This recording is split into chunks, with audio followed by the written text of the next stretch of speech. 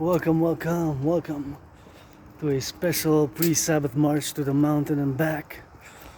Already almost 44 minutes and about 53 seconds, so a few seconds, 6-7 seconds short of 45 minutes already on the march. I just didn't start filming right away because I wanted to go to the store, and that was that rock and roll, and I went and I didn't want to film in the store, so that is always something which I have to be meditating about and have to be on that rock and roll. Here, gonna turn my head left and right before I cross the street. I'm going on that one way. And gotta be prudent, you know. Sometimes the brakes malfunction. The citizen driver presses, of course, the accelerator instead of the brake, and see, gotta take that double prudence, you know, as a citizen in the public now. And I have added responsibilities, duties, and obligations myself, you know. Not just myself, but myself and towards the others, and the others towards me as an individual sovereign citizen. For example, to stay on the right side, and of course, when we cross the street, to always double check, turn your heads left or right, you know. Left and right, and then make sure you know that we got it on the go, and that we got it, of course, on the left, on the right, and in the middle. And sometimes we gotta watch for those potholes there, because the whole foot can go into that. So we got a lot of work to do, you know. Turn your heads left or right, left or right, left or right, left or right, usually 3 times, you know, by the time you're safe. And look at those beautiful flowers there. Was a bit moody, but now I feel better because I'm working out, training, exercising. There were so many geopolitical events, and I cleaned my room and reset it for the Sabbath, because the Sabbath begins at midnight. And then I swept the floors, I took a shower, I ate on a budget. I didn't eat that can of sardines, and I got in the backpack from the fridge there, thank you for the donation, I got some milk. That's excellent because I don't have to buy milk, I guess, and I'm gonna have to drink it tonight, you know, until tomorrow, so it doesn't spoil. It was in the fridge, but even when I got it, it seemed like it was out of the fridge. It's not expired. And I got some pogos, and I got some fruits, and I guess those fruits are gonna be eaten with some of that cream that I got at home that I got for $3. So I got a feast on a budget when I get back. Today's gonna be 5 hours, and gotta balance it, so 5 hours and 15 minutes minimum, so already close to an hour in. And encouraging all to work out, train, exercise. You know, we go on these journeys and long marches, and of course I film about 3 hours, and then whatever's left from the mountain back to my place. And now I'm a few miles and kilometers from my place, actually, you know, already here, and still a few miles, and we're gonna go get that hydration, get hydrated. I guess we can take a little bit of left and right here in my neighborhood, and gotta get HYDRATE. And my fitness journey always commences today. That's what I always say, although it began after I crossed Canada coast to coast in 2017. You know, I'm celebrating 8 years, and from mid-August till about 20th of September is about 44 days when me and my anonymous friend, we went on a coast to coast, ocean to ocean Canada, traverse Canada in 2017, summer 2017. In August we went to BC, British Columbia, Vancouver. In September we went to Halifax, Nova Scotia, and that event really changed my life. You know, before that I was kind of depressed and kind of suicidal, and you know, crossing Canada coast to coast made me establish a strong esprit de corps with my fellow Canadians, who I consider family. And that event solidified and just made me have a revelation. And I said so many things to see, to do, you know, across Canada coast to coast. When I reached Banff, you know, of course, that is something where I had a revelation and an illumination. And of course, it was like a mountainous paradise. And I spent 3.5 days by my anonymous friend on the bus from Montreal to Vancouver is 3.5 days, and coming back was 3.5 days. And then in September we went by train. So August to Vancouver we went by bus, and when we came back in September we went by train, a 25 hour and 44 minutes, of course. And that is something which I gotta commemorate because I got the tickets, so I'm auctioning them for $1 million each. And in that red backpack now I got some food, so I'm always grateful, thankful enough for my face. I gotta focus on the face of the city here, Hakata, Montreal, my life in this, my city, my island in this life and in another, you know. I believe in those reincarnations and was born across the world many past lives, many incarnations, 3 times post 7076. 3 times post 7076, was born, of course, in the US. Once as a woman, twice as a man. I served in the United States Armed Forces. Although this is a one-way street, you gotta turn your heads left and right. And I saw somebody hugging, kissing already, 4 different couples on the way. So that gives me a little bit of joy. And you know, when I see people dancing and having fun, and I always say have fun and dance for me as well, you know. Super important to dance and have for me fun as well, to have a little bit of that dancing, and it's always good to have a little bit of that FUN, and this is certainly fun for me, but it's a different type of fun, you know. Although I like fun, I like loving, I like laughing, I'm pretty joyous. I'm just financially stressed, you know. My stress really now is financial, economic, and that's about the stress that I have now for the time being, you know.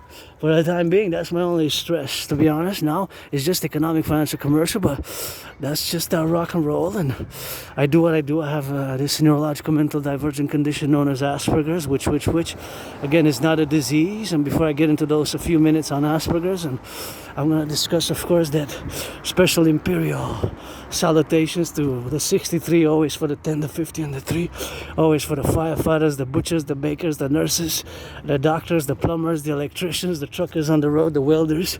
My anonymous friend, if I make $1 million, $1 trillion, $1 billion, I'm going to give 50%. Wasn't my friend because of the money, because I never had any, I guess. And it's always left or right and in the middle, and beautiful sky.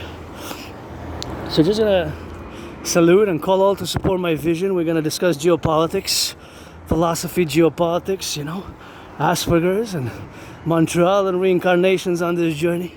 If you're interested in any of those topics, you know, sometimes you gotta skip if you're not interested in geopolitics, and then you're not interested. But if you are interested, I'm an independent geopolitical theoretical analyst, theorist, thinker, and strategist, always developing strategies for the NORAD NATO, always for the 63 first and foremost, for the 63, and then of course for the 10, the 50, and the 3, for the 63, and then of course for the NATO, North Atlantic Treaty Organization complex, especially the DMAA,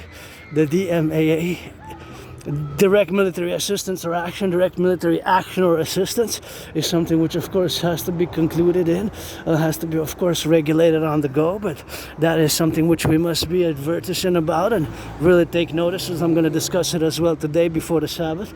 Super important, and I discussed the full video I have to dedicate full videos about it. And some dancing is my favorite sport, and I'm so glad before the Sabbath. This is my vision for the Sabbaths across the coming empire of our Republic, which is going to have 4 main ministries.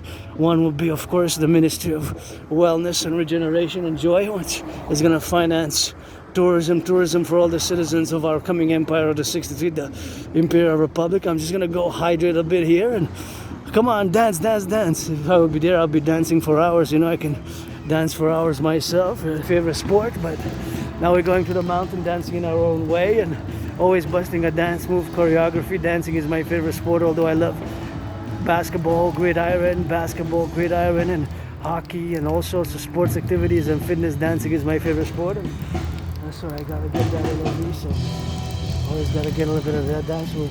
Usually I let about 10 to 15 seconds, you know, 10 to 15 seconds for it to clear right away, because you gotta clear. Before I get a little bit of that hydration, and always got to salute those who build it, constructed with brains and muscle, as I do in most videos. I say what a weird thing to do, but I guess that's an Aspie thing, Aspiness.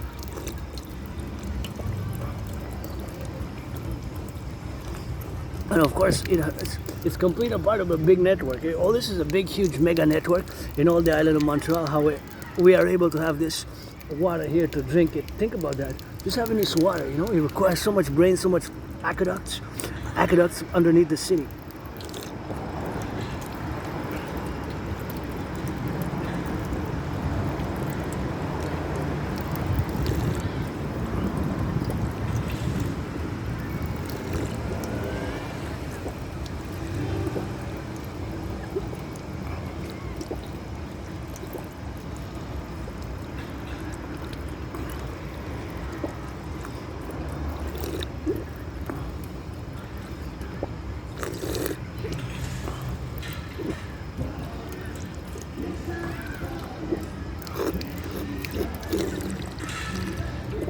Oh yeah.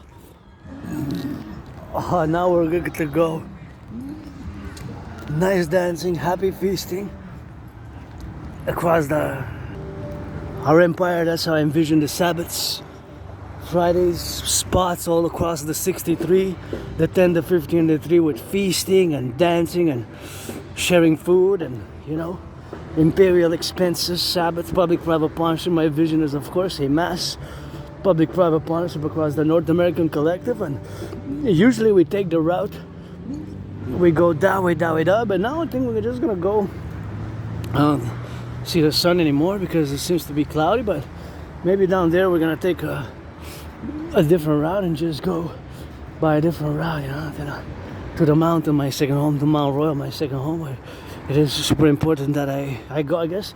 Sometimes I go every day, but sometimes I go by the river, by the city, so it all varies, So we're gonna discuss a little bit of that good loving and that good rock and roll. And see, here's the Geopolk event. Oh, they took the stickers down. Seeing the last stickers which were there. They were, of course, related, of course. Oh, I got 6 seconds. Gotta hurry up. 4 seconds. I think 4 seconds is all I need. There we go. We got it now. Yeah. Just in time, That's all you need. Sometimes you need a few steps and you reach where you get to going, and that is just something where you have to do. And look at that beautiful sky. Wow. Sometimes you just gotta look up, and you got beautiful cars, beautiful architecture here in Hakata, Montreal. Just can even learn a little bit of that French, A little bit of that French as you go, as you don't, or if you do, if you don't, It's just something which you gotta be doing, Wow, look at that sky. Isn't that just gorgeous? The whole sky is just really amazing. SKY. Sometimes I guess we just gotta look up, and I'm joyous, happy, content. It's just financially stressed. I was a bit moody, I guess I live with that PTSD sometimes with maybe some of those flashes. I gotta do that workout, stretch and push-ups, and I am hyper vigilant, If you know from my past videos that I did survive years and years ago a vicious surprise attack. I was attacked.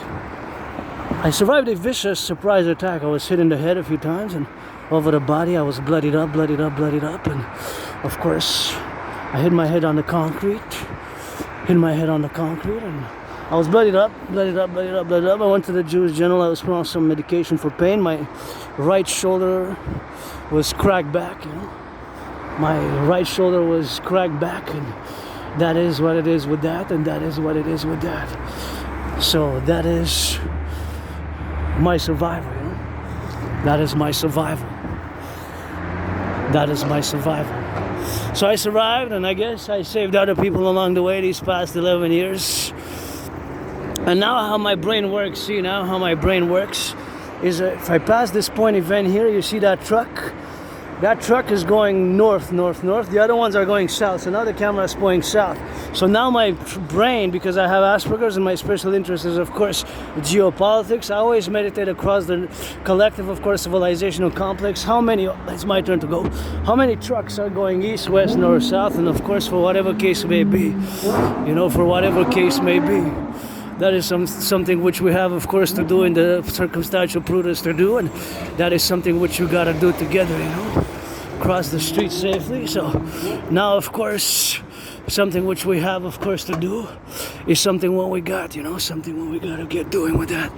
So all, of course, the civilizational complex, what we have now is, of course, to enter directly with a brain, in a brain manner, meaning in a meditative state, in a thinking manner, in a psychic manner, to meditate on how many trucks are across the 63, across the 63. How many trucks are across the 63? Many trucks, meaning the 10, the 3, and the 50.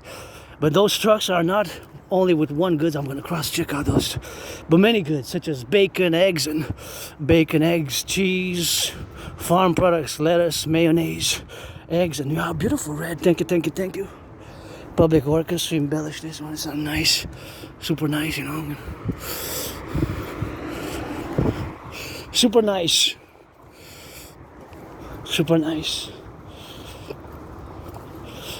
nice.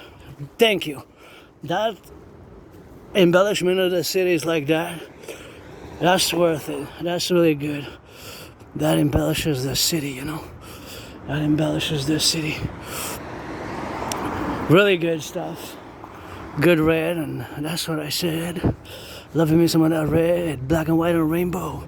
So back to that point in time of me crossing the bridge. See, because I am one of the half percentage of Aspies, you know. Half percentage of Aspies. Half percentage of Aspies. One of those half percentage of Aspies, which of course are undiagnosed, you know.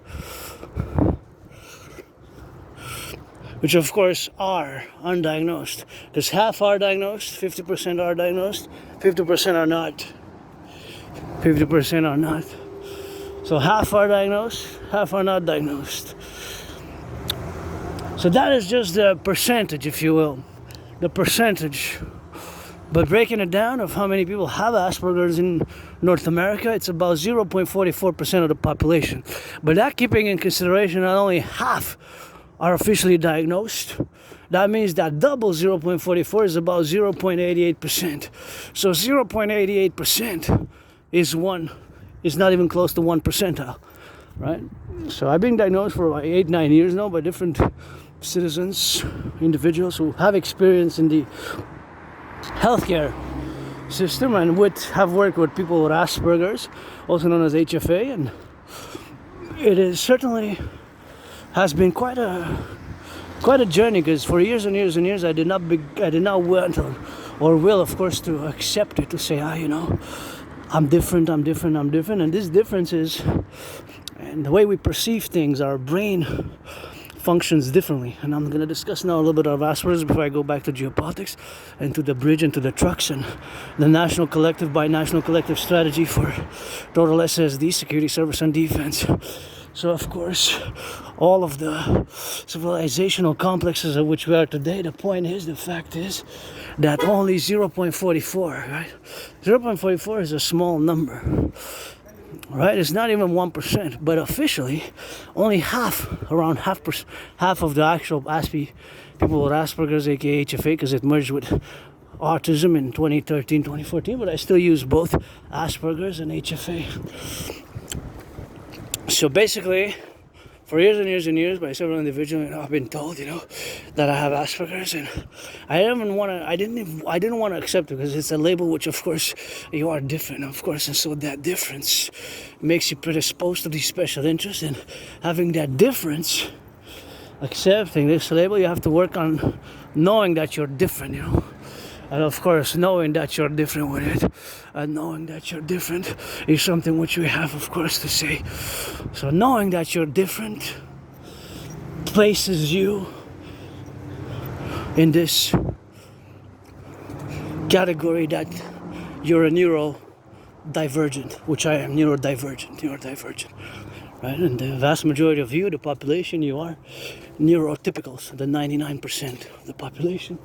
You are neurotypicals, and so this difference which we have again is a major part and major due, to those special interests which we have, and the fact that our brains, Asperger brain that is different, and so this difference is in how we perceive the world and how we engage with the world, right? And the engagement with the world sometimes can be, of course, in a manner which can seem awkward, weird, and bizarre because of our brains, which are different. So the difference in the brain is that Aspi brains have mutations. So Aspi brains have mutations. People with Asperger's at the microscopic level, the brains are mutated. Now, according to the ABC, the news corporation in the United States, there was a documentary which I have to revise, rewatch and revise. There was, of course, a revision and a watch. I watched it during COVID a bit. I have to watch it again. I fell asleep halfway time. I watched it about 3.5 years ago, 3 to 3.5 years ago. I watched it, and I have to watch it ago, but supposedly it makes the proposition that Asperger's is actually an evolutionary process, a step towards mankind's evolution now. Having suffered struggle, having been depressed and suicidal, hey, that's beautiful. Having lost friends, which is a problem maintaining friends. For Aspies, it is a problem maintaining friends long term. So this problem of long-term friendship maintenance is a problem that Aspies usually encounter, parallel to very high unemployment rates. Very high unemployment rate, you know. And it's another beauty. And suicidal and depression rates are very high, in which I lived. I lost friends. I was depressed, I was suicidal, and I struggled with maintaining long-term employment. The unemployment for Aspies stands at 80%. 80%, you know. 80%, that is 4 out of 5. 4 out of 5. 80%. Can you imagine that? 8 out of 10. 8 out of 10. 8 out of 10, that's a beauty. 8 out of 10 is really unacceptable. Think about it, 80%. I was thinking about that because today the numbers on the news this morning, employment news for Canada, supposedly in August we lost 66,000 jobs. So our unemployment went up and the United States unemployment went up. So the reports came out today. So both Canada and the United States, unemployment has gone up in the past. In August, unemployment went up. And I looked at the percentage, I said, look at that's about 6. It says 6.7, right? Canada, United States about 5, close 5%. I said for Aspies, it's 80%. It's 11 times that. So you realize the injustice of this, right? And Asperger's, again, just want to have a conversation. It's not bad. It's not evil. It's not negative. And it's not malicious. That's where we have to draw the line. Otherwise, you have to read Appreciating Asperger's Syndrome, which is a book. Thank you, anonymous friend, for loaning that book, renting it from the library for me. It was rented 4 times, and that book opened my eyes of how I am different. And I only accepted my Aspiness about 3.5 years ago, so it's not that long. Because for years and years, like 9 years, I've been told that I have Asperger's. I just didn't want to accept it because, you know, there's still a stigma. There's less and less and less, but look, it still is fact that there's high unemployment, lots of friends, and I have a solution. Don't waste my time, and I won't waste yours. And I'll give you a concrete example of Asperger's. So you see these 4 bags. Now in my head there was a mathematical calculation. I was actually calculating the amount, the volume, or the potential weight of these. If I can conclude that how much weight they are, of course I would have to lift them, touch them, but just of course we know some information, the width, and that they can contain XYZ amount total, right? And of course it's just the mathematical calculations which pop into the brain sometimes in relation to volume, to numbers, surfaces, for example. So yeah, we can be weird like that, you know, and we might focus on weird details. For example, see those numbers there? See those numbers? I'm very interested about the meaning, the class. If those numbers are mean of classification and industry standard, is that an industry specific standard? Is that a calculation? Is that because that metal piece was, you know, encrusted with those numbers? So this is odd. And somebody would say, what? Yeah, those numbers, you know. So basically, sometimes we pretend to pay attention to these weird, awkward details, and we can be weird, awkward, bizarre, strange, but again, not bad, not evil, not negative, not malicious. That's where we draw the line, you know. When you state that, then of course we move in another realm, because there's no longer about Asperger's, because Asperger's is neither such, you know. Asperger's is neither such. It's not bad, it's not evil, it's not malicious, and it's not negative. Asperger's, of course, is a neurodivergence, and it has these strange ways of how we perceive the world, you know. And our beautiful red, my favorite color, and our perception of the world is weird, you know. So we see the world differently, and thus we are different in how we interact socially. Oh yes, that's why I wanted to go see. Thank goodness, goddess, I took a turn here. So of course this is the this is the way now we're moving north, and that is of course north where we are, and that is just something which I gotta get doing with that to get it on the go. And I see some happy youth there hugging, you know. That's always good to get a little bit of that HUG, hug like you never hugged before, you know. Hug a little bit of that, and that's just how we gotta be doing with the rock and rolling, man. Sometimes that's what we gotta do, you know. We gotta operate and be constructive sometimes, and build those bridges. Should I cross? I guess so. So we gotta build bridges, you know. We gotta build bridges, and those bridges sometimes they can be small, big. They can be different size of bridges, you know.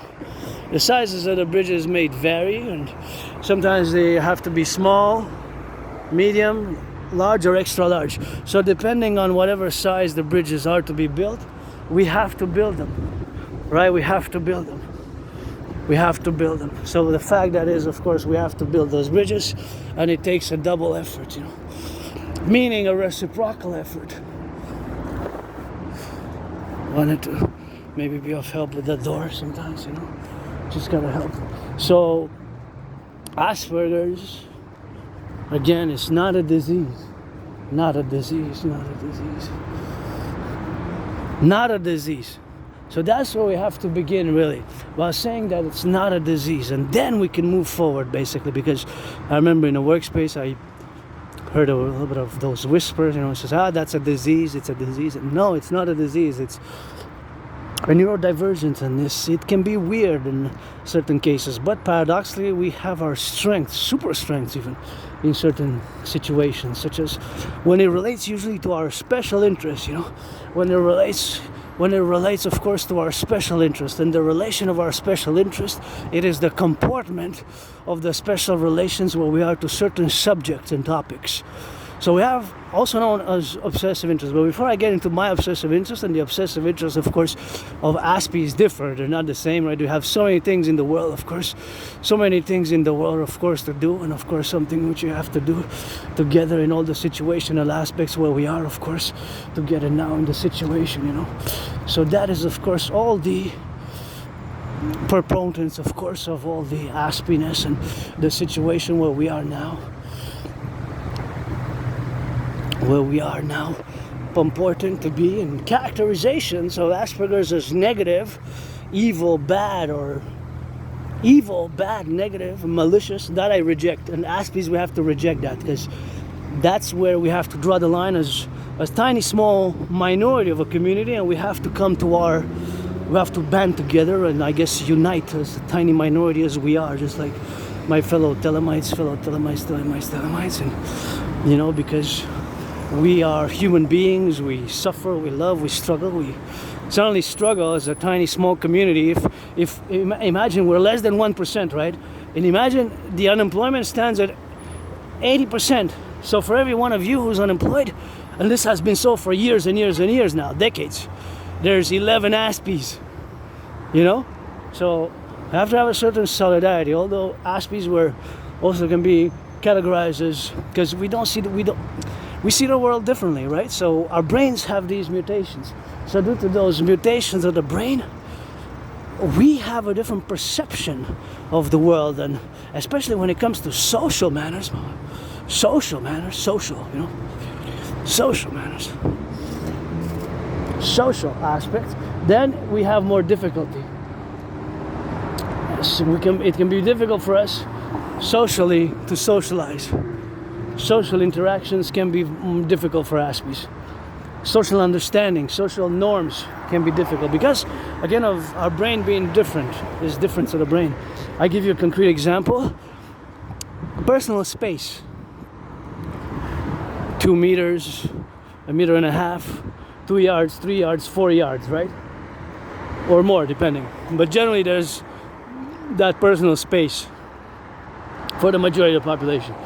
Now, due to our difference of the brains and how we process information differently and how we are different, this can be a problem for Aspies. And an Aspie, like myself, I done it. I just work on it now. I gotta give a thank you again to my anonymous friend who has brought it to my attention and has been a good support, I guess, because I don't need a lot of support, but donating, gifting me those 2 books on autism. Those 2 books on autism were gifted. 2 books on autism were gifted, you know, for yours truly. 2 books on autism, and they include chapters on Asperger's, and 1 book specifically, which this was a loan from Rabbi. I got a salute for that one, because that one made me also open my eyes of my own vulnerabilities and ask me, you know, how we are vulnerable, you know? So we have these vulnerabilities because, of course, we are different and we perceive the world differently.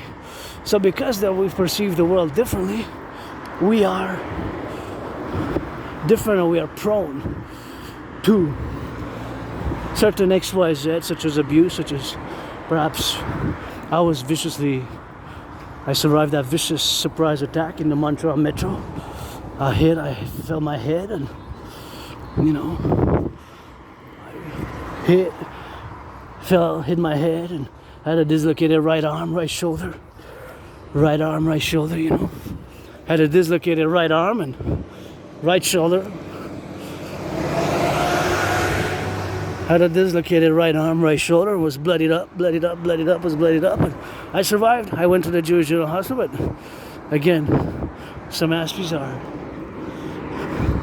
vulnerable like that, and because we also, you know, like personal space, for example, we might get very close to 3-4 inches instead of the distance, which is a few yards, the personal space, right?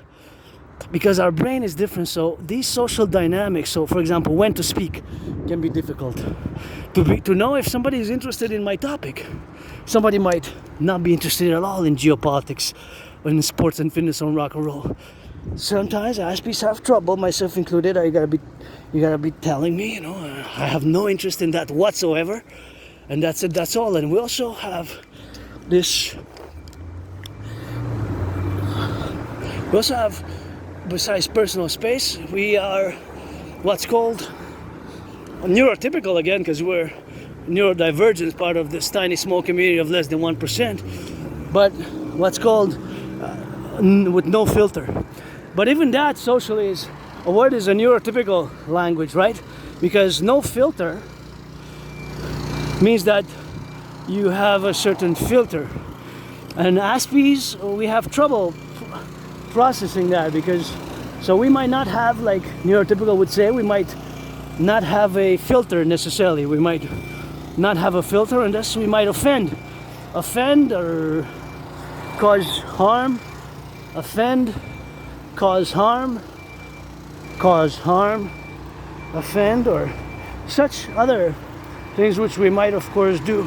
So we might cause certain harm and we might offend, and that is just something which we do by not willingly, which we might do potentially, not willingly. It's just how our brain are different. So you have to be told, you know. I bet that a lot of Aspies lose their jobs, myself included, because of this quote-unquote no filterness, having no filter. But we have to be told, listen, you offended me, please don't. That language is not necessary. And Aspies, I'm telling you, we're pretty compliant, pretty cooperative. We're not malicious, bad, negative, or evil. For example, because I have tats, don't ask me when I got the tats, because my memory prior to spring 2014 is retrograde amnesia. Blackout is blackout, retrograde amnesia, you know. So I just have trouble remembering my life prior to 2014 spring. I used to live over there. That's my old neighborhood where we this is kind of the road which separates to the north. My old neighborhood, Cardenas. I used to live in a small underground. I used to live in a small underground basement. It was like a tight prison cell, you know, very tight prison cell. Like, it wasn't really a prison cell, but it was like a small prison cell, and it was lots of mold, and it was small, and it was underground, and I didn't even have a bathtub. I didn't have one. I have one now, so I'm grateful for that. I didn't even have a bathtub, but now, of course, even the kitchen was, I didn't even have a kitchen. So I didn't even have a kitchen, you know. I didn't have a kitchen. It was a small underground basement. And that's, of course, where I was. So that is my life prior to 2014 spring. But that's a long time ago, basically March or basically April, February. Well, February, March, so today's the 5th of September. 5th of September today. 5th of September today. That means that it is the 5th of September. And of course, hey, look at that. This is that moss. Looks like a chair sit there. See? So we are the 5th of September. Of course, that is just how we are in the purporting where we are now to be. 5th of September, this is nice. I like this one, it's so nice. Just the color is a nice choice of combination here. Just love it, love it, love it. Those flowers, and they come over there as well. So of course, we're today the 5th of September. So that's a long time ago still. 2014 spring, March, February 2014 about. My memory prior to February 2014 is kind of I have trouble remembering my memories before that. I have a good memory. The past 7 years, 8, 9, 10, 11, then before February 2014, there's who was I? If I was a junkie, sometimes I wonder, was I a junkie? Was I doing drugs and alcoholism also? If I was an alcoholic for 4 years or 5, 7 years, then no wonder that I don't remember. Sometimes trauma to the head as well makes you lose memory. So my memory is good. It's just prior to February 2014. February 2014 about. Before that, before February 2014, I have trouble remembering my life. Personal memories. I have a high school diploma from here, Quebec, and I'm looking for a birth certificate. I can't find one. I don't know. I have a birth certificate. I have a high school diploma from graduating from Canada, a Canadian high school diploma, but that's old, 22 years ago.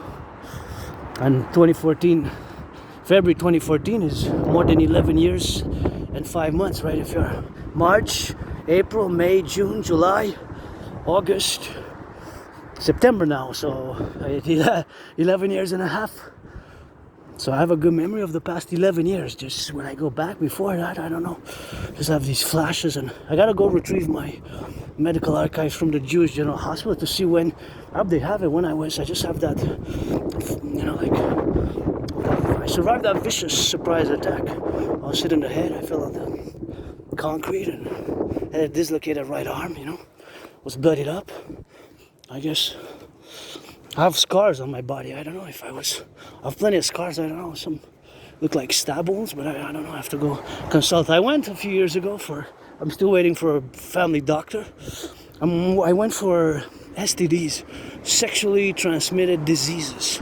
I went for STDs, sexually transmitted diseases, and I don't have because I have a scar on my clit. I discussed it in the past, and here we gotta be careful because look at that. That's big. I always watch that one because that was a big one, which we got a lot of work to build on the go. So yeah, but besides that, I'm pretty happy, joyous. It's just whatever. I don't know. Like I said, if I was a junkie, if I was consuming hard drugs, I don't do drugs now. I don't consume alcohol. Once in a while when I could afford some wine, yeah. But what matters is now that I live with this aspiness, and I'm also part of the LGBTQ community, play that rainbow, androgynous, pansexual. That's mostly due to my past life reincarnations. Maybe that's why I don't remember, and I guess I served my time there before 2015 when I used to live in that small underground moldy place. In the small underground moldy place, like a small prison cell. It's full of mold. I guess I served my time, and it was I didn't have a bathtub. It was a small bathroom. The bathroom was small. Tiny small bathroom.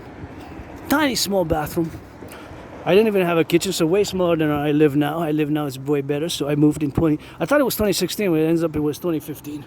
So back to Asperger's, just to finalize on a few minutes before I go into the DMAA and other geopolitical theories, because that's me, who I am as an independent geopolitical theoretical analyst, theorist, philosopher, and thinker in strategies, developing strategies for the North American Collectif 24/7, for the firefighters, plumbers, electricians, bakers, and butchers, and all those who are involved in the production, distribution of food. And that's where the dynamic goes here, see? So back to we're gonna just finalize on Asperger's again. Where we have to draw the line is when you put attributions such as evilness, negative, bad, malicious, or other of those characterizations, then we have to reject it, because we're, myself included, as an individual sovereign citizen with Asperger's, we're a tiny community. We're not a lot in the world. Half only are officially diagnosed, with 0.44% only. So that means that even if the whole Aspi population would be diagnosed, isn't that beautiful there? Even if the whole Asperger population would be diagnosed, that would be even less than 1%. Less than 1%. And I'm also part of the LGBTQ community. I'm androgynous pansexual. You want a LOVE, black, white, black, and rainbow, white and black and rainbow, not a problem. And you gotta be 18 plus for that rock and roll type of loving, you know, black or white or rainbow, man or woman, black, white, man or woman.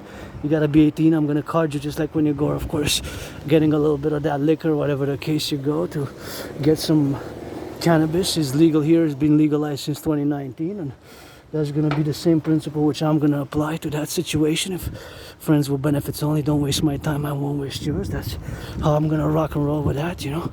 Friends will benefits only, don't waste my time, I won't waste yours. That's just how I'm going to rock and roll it from now on. And that's just how we are now, living in this neurodivergent sphere. The community of neurodivergence, Asperger's, of course, is something where we, of course, have to be, of course, on the appellation, of course, that we're different. And then we have to work to build those bridges. Again, those bridges can be small, medium, large, extra large. Extra large. And again, there's subcategories to those four main ones. I'm just saying the kind of length, width, and the size of the bridges. It's just like when you order coffee or order fries, right? You might order a small coffee or fry, a medium coffee or fry, a large coffee or fry, or a extra large coffee or fry, you know? Extra large coffee or fry. Or an extra large coffee or fry. Extra large coffee or fry, you know? So you might be on the loving with that, and that's just how we are, of course, category to get it on the go now, you know, to XYZ situational awareness, to be on the go, and of course to simulate, and that we have to build those bridges. Sometimes it requires one of those sizes, whether small, medium, large, or extra large. Just like when you order coffee or fries, you might order one of those sizes. But we have to build them, because I don't have antagonistic feelings, I don't have resentful feelings, I don't have negative feelings, and I'm somebody who doesn't like violence. I do not like violence. I am hyper vigilant. I don't like violence. I live in a hyper vigilant state, and I've been living, of course, I survived COVID, and my theories, protocols, and of course initiatives are mainly, of course, for SSD, security, service, and defense, you know, for SSD, security, service, and defense, you know, the characterizations where we have now, of course, to be in the domain where we are, of course, to prepare, and of course, to eat a bit of that rock and roll where we are, to get on the love inside of things where we got to get on the go, you know. So that's just something where we have, of course, to be together in the operation where we are, of course, to get, of course, on that rock and roll side of things. So yeah, although financially stressed, I gotta be grateful. Well, I see some of those clouds coming in, black, gray, dark clouds. Seem to be on that black, gray, dark clouds. Oh my God, yes, God. My brother, uncle, the thunder, the lightning, my brother, uncle, the thunder. Okay, now I got shivers. I saw during COVID a movie called Storm of the Century. One of the movies I saw is called Storm of the Century. I don't know if you ever saw that. Storm of the Century. The movie. You gotta watch it. Let me know what you think of Linoge. Okay, so back to Asperger's. It's I was gonna quote some movies. So Aspi sometimes we might quote because of we might have echolele as well. Echolele is repeating the words that we might hear right away, a phrase or a sentence, word for word, verbatim for verbatim. So that is I don't use the word symptoms. I use the word characteristics. See, that's a nice architectural house. Isn't that beautiful? I would share a house. I wish I could give my anonymous friend a house. If I would be a millionaire, I guess when I'm going to fight Donald Trump, versus Trump since 2018. That's, of course, what we're going to get it on the go. And that is the house. That is the house where we are to be building it. And I wish I could give her one by the river there. Just by the river. That would be nice for her. But yeah, just in the movie, there's at one point there's like clouds like this beginning of the movie. So Aspie sometimes might know weird phrases or phrases from different movies and might quote weird phrases from movies. It's just Aspie traits. So it's traits and characteristics, right? It's not symptoms. And that's my citizen security assessment, that on the bike, somebody on the bike can fall on that, and that's dangerous. Along with this one, we have some, look at that big pothole there, look. That's a bit dangerous for bikes, say for bikes or motorcycles even wheels, even regular cars. So Asperger's, I reject, I don't use, not necessarily that I reject, but I don't use the word symptom, you know. Symptom is for an illness, for a disease. I use the word characteristics and traits. So some of the Asperger's characteristics are repetition of words, getting too close in conversation, and repeating words twice, 3 times, and having these routines, ritual-like routines. My life for years and years and years is kind of a ritual-like routine, especially since I came out of my depression, in 2017. And I was depressed for about 3 years, even almost close to 3 years, in summer 2014 till summer 2017. So depressed, suicidal, I almost took my life. Almost took my life. I was depressed and I was suicidal. And here we can go up a bit, I guess. If you can go up the stairs, and this is a nice exercise. Well, it's an exercise, I guess. You don't need a gymnasium or whatever the case may be, but it's a good exercise. Here, if you so indulge, you can indulge in. I just felt like going up and down here the stairs, and it's a good exercise for the whole body, in a way. For the whole body, you know. So we have these characteristics, these traits, which can seem weird, awkward, bizarre, outright odd. But again, they're not evil, bad, negative, malicious, right? They're not malicious, they're not negative, they're not bad, they're not evil. That is where we have, of course, to reject it. That's where I have to reject that. That's the rejection, you know, of those characterizations of Aspiness, especially Aspie traits, characteristics, or as some use, symptoms. And we have to work on it, myself included. And thanks again to my anonymous friend who gifted me those books. Hey, look at those. Just right there from the tree trunk. Isn't Mother Nature just gorgeous? The goddess. And I will to build the goddess temple, forgotten goddess temple, to be 11 times bigger than the St. Joseph's Oratory. Then the St. Joseph's Oratory, 11 times bigger than the St. Joseph's Oratory, let it be. And got beautiful flowers here and there. And yeah, I guess they gotta stop. Oh yeah, thanks. I waited for the hand signal, you know. I waited for the hand signal because that's what I wanted to do. And just because I'm on the, well, you gotta turn your heads left or right regardless, eh? To just do it on the freestyle. And I took a little bit of a snake turn there to get on those stairs to get a little bit of that working on those thighs a bit, although as I marched for hours, and this week already marched more than the generals of NATO combined, you know, and that's just how we rock and roll it with that, and we drill it and we get in it, and then we get on that fitness journey. So yeah, now the 3 main problems for Aspies, I'm gonna retort to not continue the conversation on the characteristics of Asperger's. This is a nice house also. I'm gonna just watch it here and turn my head left or right. See, now we are on the mountain already. You could, if you look on that side, you can see already how we are on the mountain. Mount Royal. But this is the peak called Westmount, and you can see how now we're not at the highest point on the Westmount, one of the three peaks of the Mount Royal system. My second home, we're gonna go to Mount Royal proper, hydrate and come back. And this is a nice house also. I would really wish there's a house for sale there. My anonymous friend really, if I would be a millionaire today, I would buy her house. Or I don't know, house of prices, I guess they went up a bit, but here's a call. 514-923-5383, 514-923-5383, 514-923-5383. And yeah, this house I could split 50-50, although for my anonymous friend, a better house would be close by the river. Close by the river would be best.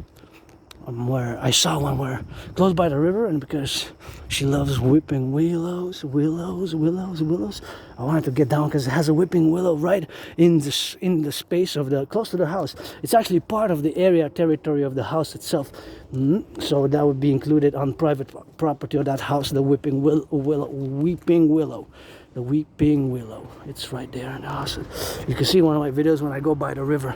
Of even last week, I mentioned it. Anyways, so that is of course just the situation where we got now. And see here, this pothole is so big there. Look at that. This pothole is so big, really big pothole.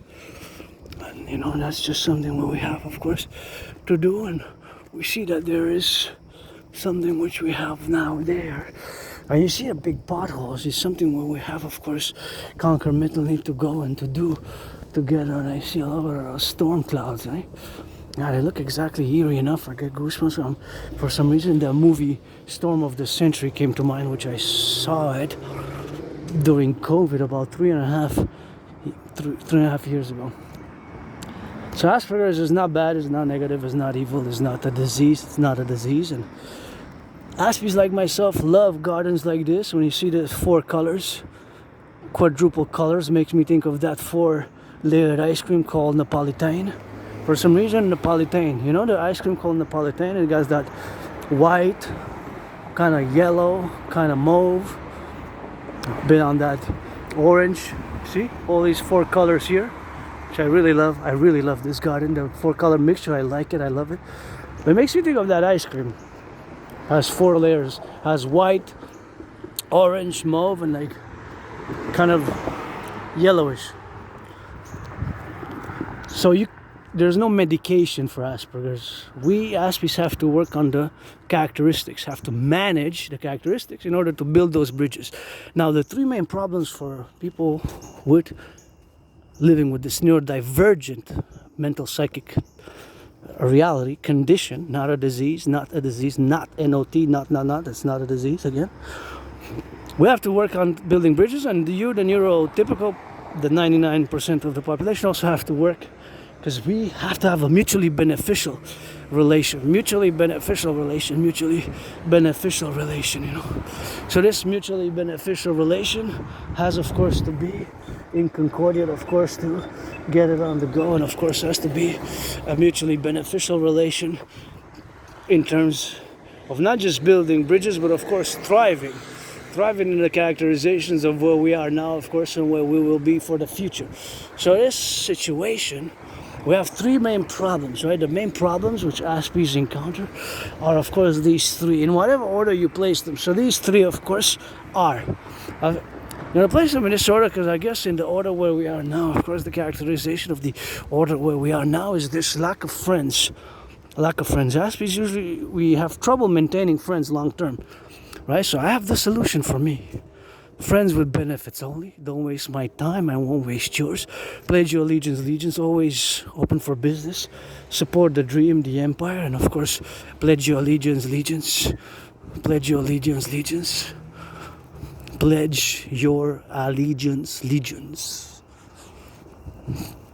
Our friends with benefits only. Well, let's work, support, do, build, add, blah, blah, blah, or don't. Pledge your allegiance.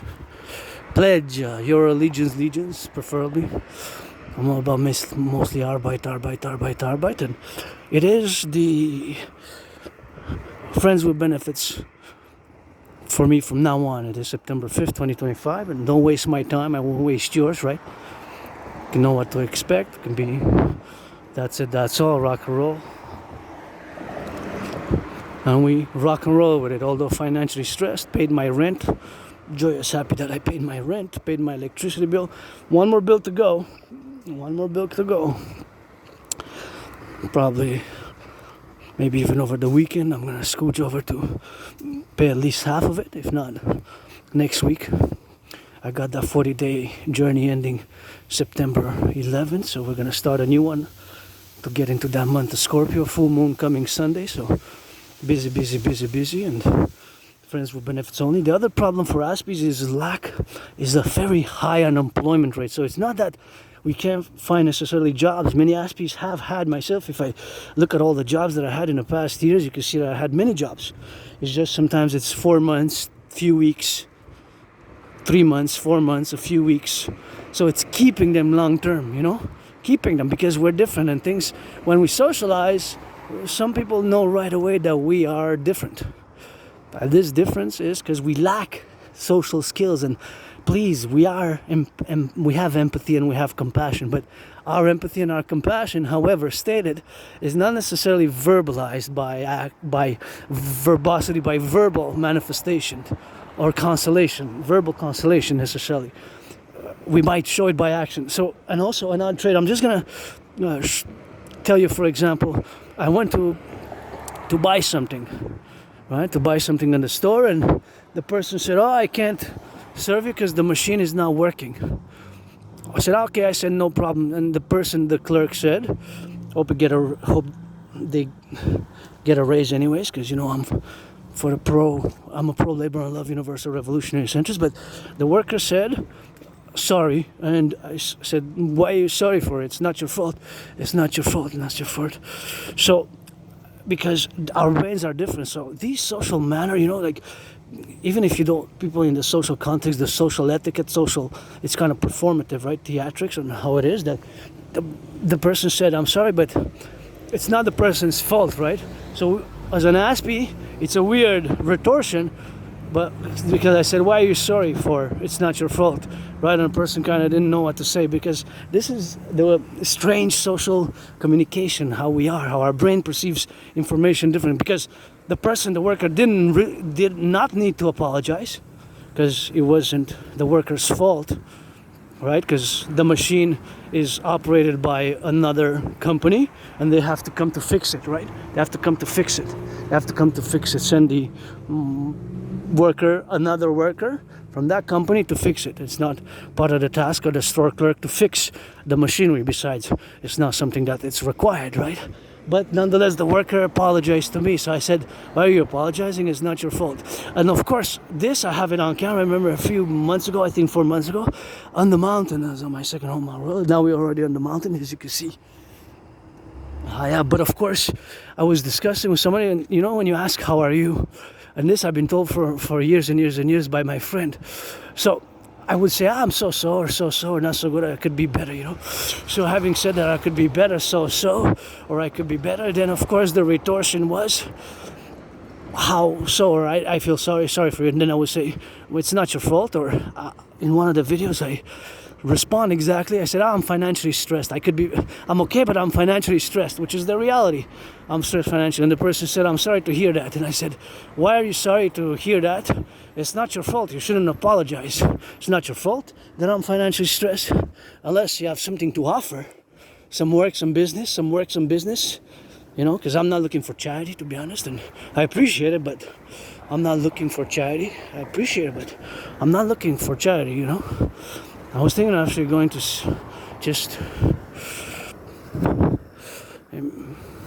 I was thinking of just going to see how much money I would make if I beg a day, close to Sherbrooke and University,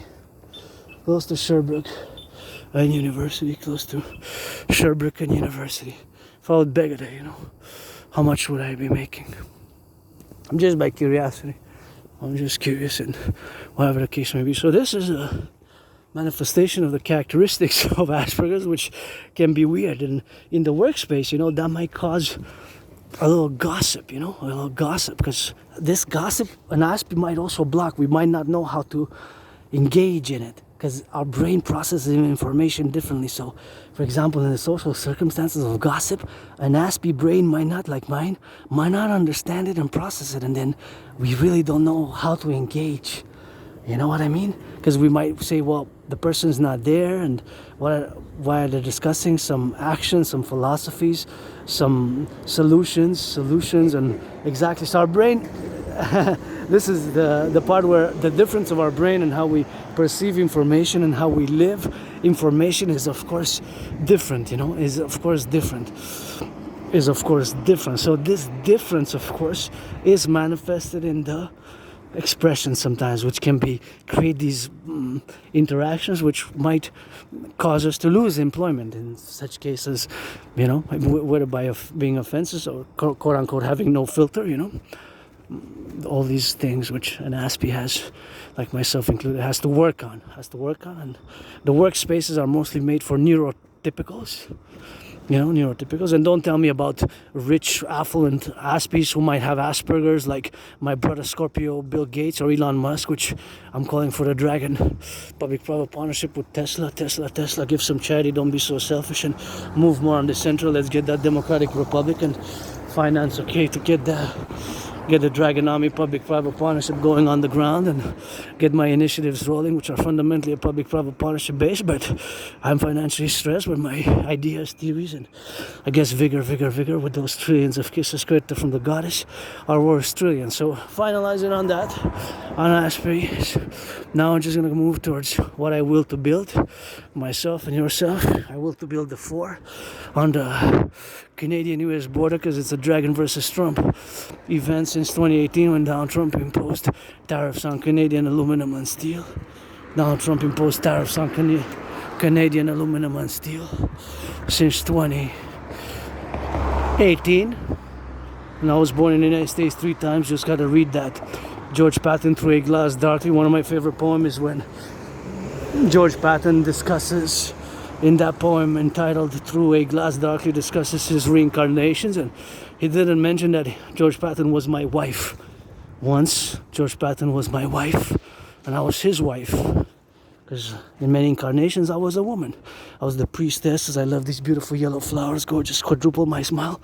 These flowers quadruple my smile, and I was the priestess Pythia, who orated the great Rephria to Lycurgus. In a past life, I was the great priestess Pythia, who orated the great Rephria to Lycurgus. In a past life, as I am now priestess, H in an age, my name under mouth is not for blessing. Double trouble, twin one, Adrian Hanna, dragon. Aspie artist, athlete, philosopher, geopolitical, theoretical, analyst, interiors, rock and rolling for the farmers, butchers, bakers, truckers on the road, plumbers, electricians, the welders, those in the daycares, those changing some diapers, and of course those in the field now, always rock and rolling for them, and always meditating about all the civilizational complexes where we are now and where we operate, of course, to be in the conclusion where we are now, to of course be mindful of all the civilizational aspects where we regard ourselves to be proponent to the individual sovereign liberty. And I believe my theories, protocols, initiatives, which I've been discussing for years and years and years, especially during COVID, and which predate a bit 2017, but most of my work is around about 2017, after I came out of my depression, although predates before. My work with national security on national security matters and such are both for the NORAD, binationally, always for the 10 to 50 and the 3 and NATO, and I will to build the 4 together with you. On the Canadian-US border, let's build the Imperial People's Coliseum to be 11 times bigger than the Caesar Superdome, which before that it had a name called Mercedes-Benz Dome, and before that it also had another name, so it changed names several times, just like I changed names during COVID. Still gotta pay, because you gotta get that money to buy, sell, support the DRT, that Profusion Theory, for the creation of the UE. Rock and roll, pledge allegiance to our family, and gotta get it on the go and build the Imperial People's Coliseum. Build the Imperial People's Coliseum on the Canadian-US border to be 11 times bigger than that Caesar. Now it's known as Caesar Superdome, but It changed names from Louisiana Superdome to Mercedes-Benz, and it was where many Super Bowls were fought, battled, and played out. And paradoxically, one of my favorite Super Bowls is when 49ers lost. NFL season began. Please reduce the cost of the tickets. Reduce the cost of the tickets. Reduce the cost of the tickets, Please reduce them and give them public workers some tickets. NFL, NHL, NBA, MLB, the NFL didn't leave. Let Michael Sam play in the NFL because he kissed his white boyfriend when he got drafted. The NFL didn't let Michael Sam play in the NFL because he kissed his white boyfriend when we got drafted. The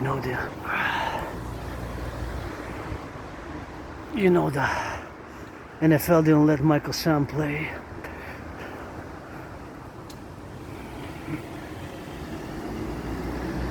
Football because he kissed his white boyfriend when we got drafted.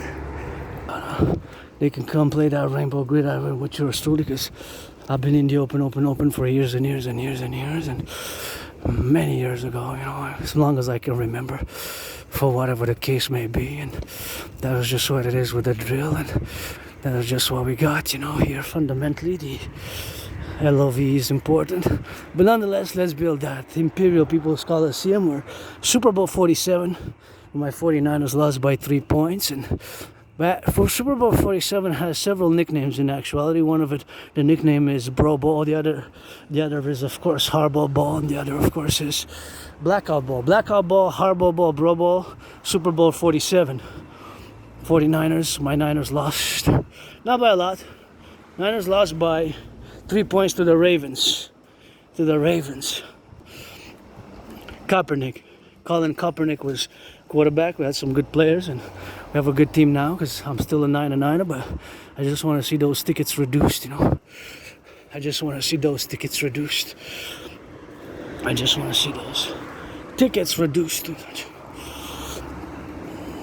Gotta turn my head left or right, before I cross the street here. So I just want to see those tickets reduced, and that's why we gotta get drilling with that here. I want to give my anonymous friend a house here on the Ramsey, and the Boulevard, or by the water. That would be good, So Dragon versus Trump, we're gonna inaugurate the building of the biggest ever sports coliseum arena ever built on the Canadian-US border, and me and Donald Trump, we're gonna fight it. We're gonna fight, and we're gonna build that mega complex, arena for Sportus in Perpetuitis. We're gonna build that arena for Sportus in Perpetuitis, and that's what we're gonna build. That mega arena for Sportus in Perpetuitis, where, of course, me and Donald Trump, we're gonna, of course, be fighting it out, and that's what we're gonna get doing with that drill. And of course, we're gonna build the Forgotten Goddess Temple. The Forgotten Goddess Temple, super important, which is going to be 11 times bigger than the St. Joseph's Oratory. So we're going to build those two, plus the third and the fourth, the Rainbow People's Palace, for my fellow neurodivergent community and LGBTQ community. We're going to build those, and we're going to, of course, build on the Canadian-US border the biggest ever sports arena ever built for Sportus in Perpetuities. Every month we're going to have sports celebrating different workers, welders, butchers, nurses, doctors, as we're going to fuse the 10, the 50, and the 3. We're going to fuse via my debt refusion team, which is part of the bipolar strategy for total BDD, benevolent dominance and dominion of the North American collective, benevolence, dominance and dominion of the collective, benevolence, dominance and dominion of the collective, benevolence, dominance and dominion of the North American collective of the world, in a circumcised manner, where we're going to implement all those policies parallel, of course, to the policies of the DRT, our other policies and implementation of the categorization thereof. So, of course, as we're going to move, and of course, we're going to build this Imperial People's Coliseum, or the Forgotten Goddess Temple, GODDSS, and parallel. This is going to be also 11 times bigger than we have now in Montreal what's called the Oratory, St. Joseph's Oratory. St. Joseph's Oratory is a mega structure, which we're going to get. Just want to stretch a bit here, and just going to stretch my back, and just want to get it on the go, and let's stretch my back here a bit. So we're gonna build those 4 Imperial People's Colosseum, and we're gonna build the Forgotten Goddess Temple, the pyramid, Scarlet Crimson. Scarlet and Crimson are shades of red, and on the mountain, my second home here. We're already on the mountain, but now we're gonna go high up the mountain, Mount Royal, and that is something which we're gonna do today, and that is just something which we're gonna have today to do it on those things, and that is something which you're gonna go together. So we're gonna get building, and we're gonna build a lot, and build a lot together, and build some more, and we're gonna go by. See, here is the mountain where you can go top by that way, or you can go by the other side, and this is a beautiful architecture here close by the mountain, entrance by the mountain. This is the west, because we went east, so this is the entrance on the west. That's south. That's north, and on the other side is east, right? But it's a mountain, so you can basically enter by many sides. You don't have to enter by one side. You can enter by different sides as you want, of course, to enter by many sides as it's possible to enter the mountain, Mount Royal, and that is just something which I love coming here. My second home, mountain, Mount Royal, and that is just something which we have, of course, to do and to appellate together in the interjection that this is an open space, and it's a beautiful place where I come here for years and years in this life and in a parallel life, and I think this is gonna be the 3rd time. Well, I passed by it so basically it's the 4th time, because I passed by it. I was right there the other day, but I didn't go all the way to the top. But I guess it's the fourth time just this week. So sometimes I go every day basically to the mountain, and gotta salute the bus driver. So help build support of 4. We're gonna get going with the DMAA, Direct Military Assistance in Action, which of course is the formulation thereof. So the DMAA, we're gonna conclude it, and we're gonna rock and roll. Let's see, here is the good rock. I was just gonna, because we're gonna enter by another side.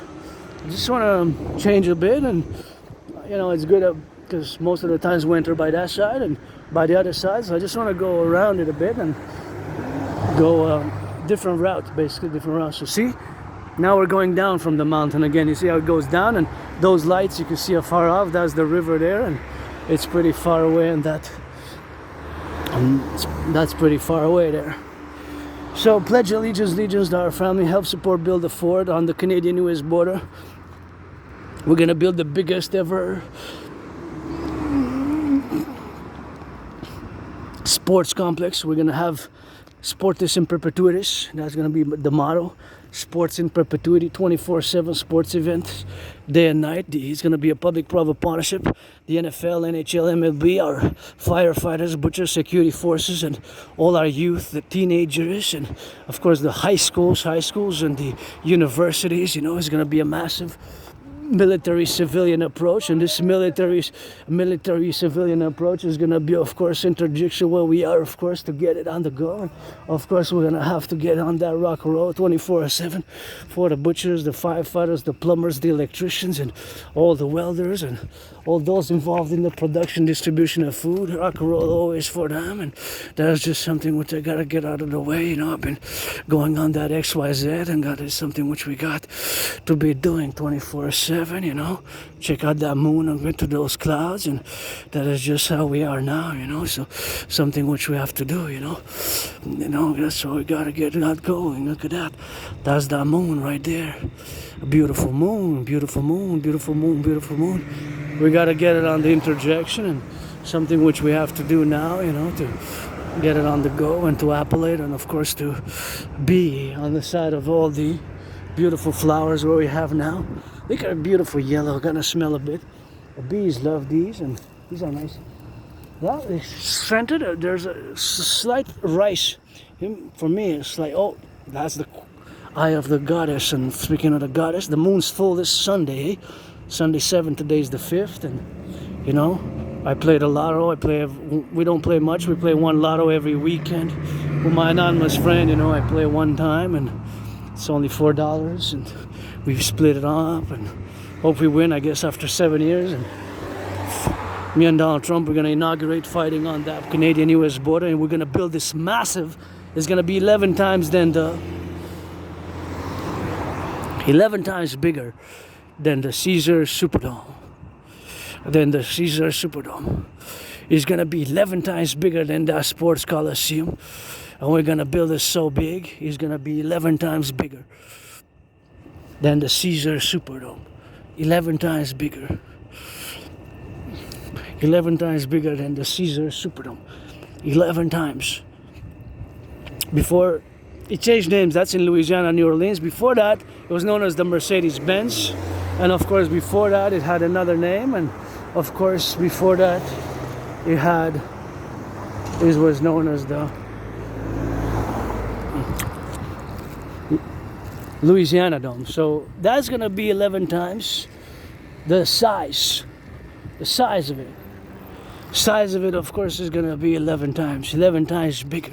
So that is just something which we're gonna have. Of course, we're gonna be building on that size, and 11 times bigger than it's gonna be the biggest, most majestic sports complex ever. Nothing gonna be rival to it. Nothing is gonna be rivaling it, you know. So that is just something where we are, where we operate today, where we interject to do and to build, because it's gonna require a massive public-private partnership.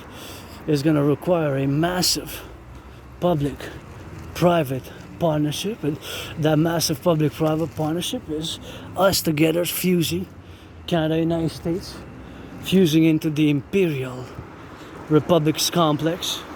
We're gonna merge, we're gonna fuse, and that's how we're gonna rock and roll it, you know. That's how we're gonna drill it, and that's just how we're gonna be on it, you know, be on it. And yeah, gonna build that massive structure. We're gonna do lots of loving, build the Imperial People's Coliseum, build, of course, the Imperial People's Coliseum on the Canadian-US border, on it. So we're gonna be building it on. And me and Donald Trump, we're gonna inaugurate it. We're gonna be fighting in a sportsmanship like boxing match, because you know it's a Dragon versus Trump all the time since 2018. It's been an ongoing campaign. Gotta credit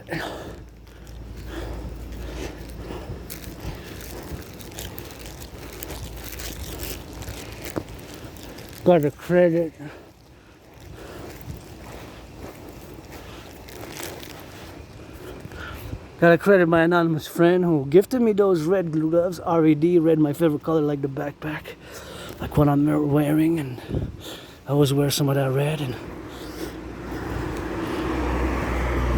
different shapes or forms. Got red, RED, that's what I said. And even the case of my work tool, this smartphone by which I am recording now, is of course red, RED. Auctioning my underwear, pants, and socks, and those red gloves by $1 million. Gonna give half, 50% to my anonymous friend, up to $1 trillion. I guess Elon Musk's gonna get some charity. Something's in the news about some big finance package, and you know it's not all about the money.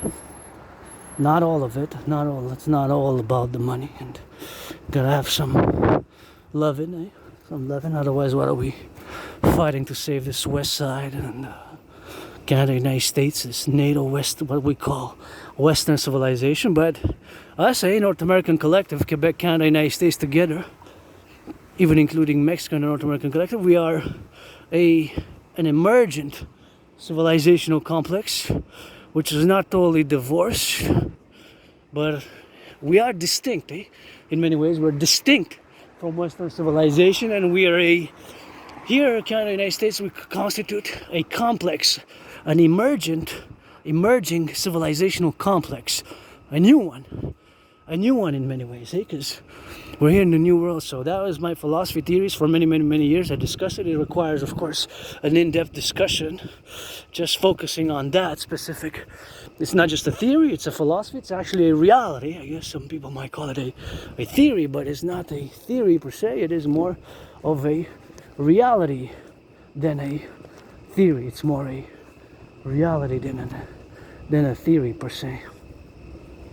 So whatever the case may be, it is of course suffice it to say to be it of course in the situation where we are of course now, to be appellative where we are now, to salute the firefighters, the butchers, the bakers, the nurses, and the truckers, the doctors, and all those involved in the production, distribution of food. And you know, it's Friday, Sabbath's beginning at midnight, and you know, I think I'm gonna call to see, because I saved some money. I've been wanting to go for 7 years at an after hours. Any friends with benefits, and I made lots of friends, but I lost a lot of them. And I've been wanting to go to an after hour for years. You know, it's been so many years I haven't even left the island of Montreal. This island of the Hawk, H-A-W-K, Montreal, Hawk Island, H-A-W-K, Hawk Island, H-A-W-K, and that's just what it is with that, and that is just what we are, of course, in the appellation of being here, you know. So the island of the Hawk, to be now transmissive and venture about and get it on the go with that, and be on the life affirming situation where we are, you know, to be now with the crossing of the street safely and prudently, and gaze a little bit of that beautiful moon right there. That's the moon, eh? And you see some of those skyscrapers.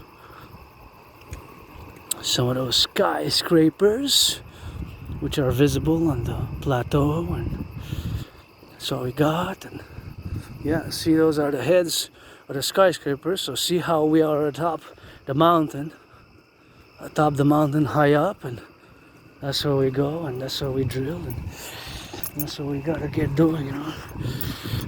So we gotta get doing with the going up or down, and sometimes we just gotta take some different routes, I guess, and because that's what we're gonna do. And, see, yeah, we're gonna go in the mistress atop the mountain, in the dark and in the darkness, and finalize on the 4, which I will to build, and which I will to build on the North American Collective Civilizational Complex. And that's just something which we have to appellate on those appellations where we are now, you know, to go atop the mountain in a manner which we have, of course, to concomitantly to get it on the roof. And look in these dynamics. Give me a second.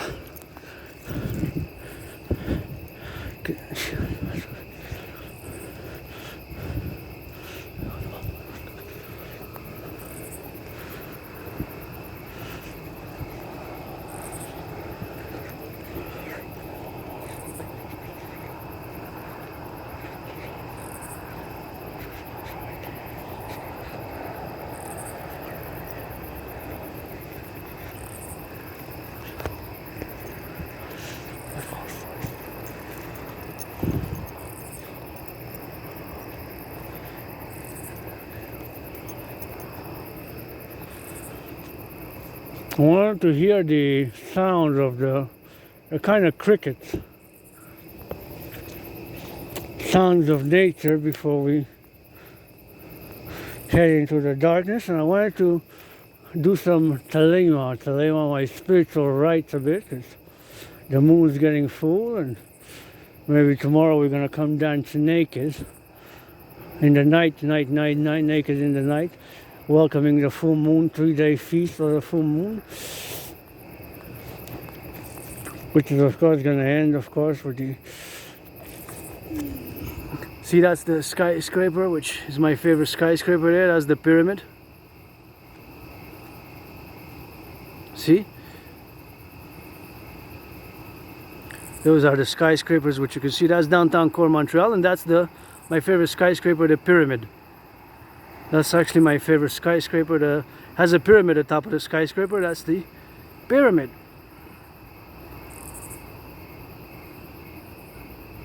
That is the pyramid atop the skyscraper. My favorite skyscraper is that one there. We have many beautiful skyscrapers. We're going to build some more, and now we're going to go to this natural skyscraper, the Mount Royal, one of the 3 peaks of the Mount Royal system. My mistress, the mountain in the darkness to the light, Please don't pollute, don't leave stuff in the forest.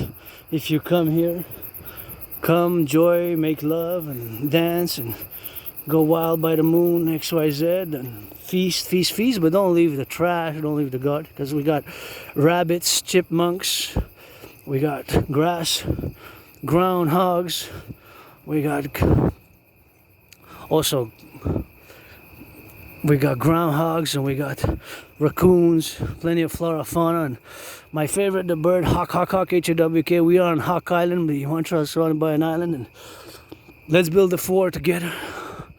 The Imperial People's Coliseum on the Canadian-US border, symbolizing our fusion in the perpetual Republic of Union. Let's sign ASAP between this September 11th and next one.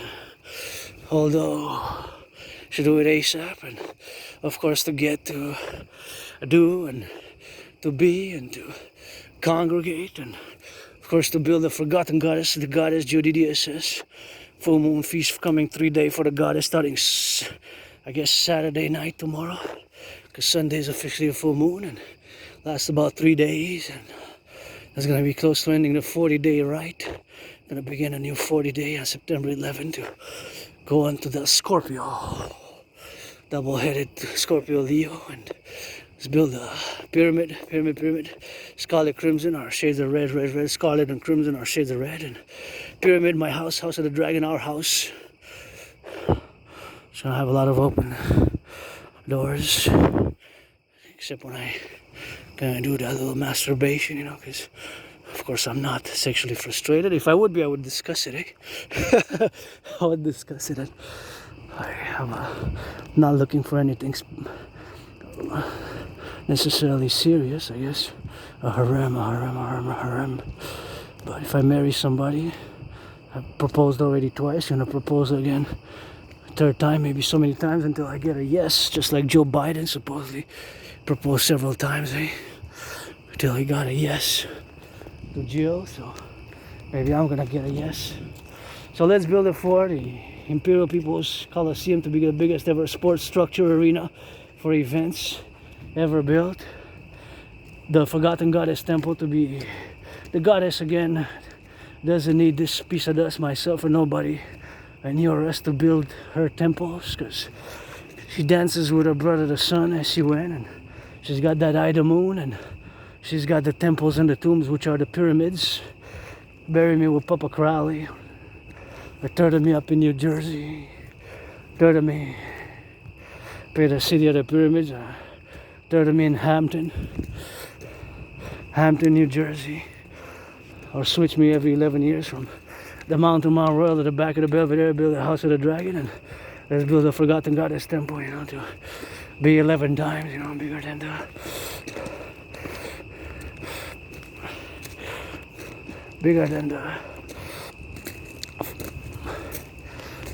be 11 times bigger than the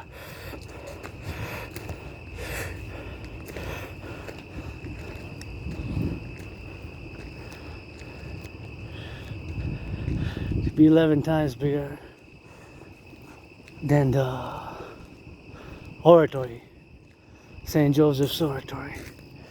Now we're in the darkness where we see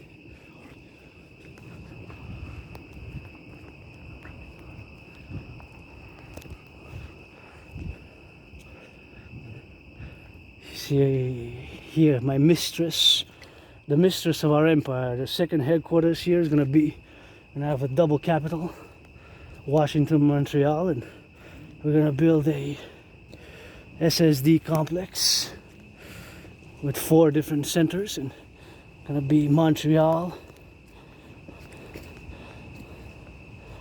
Washington, and San Francisco, and Vancouver. So I'm gonna have a quadrilateral, if you will. Oh, somebody's coming on the side there with the light. By the light, see sometimes in the darkness, and here you gotta be careful because the branches fall, and here we're in the wilderness. You gotta be a little bit on that wild side, you know. You're in the darkness.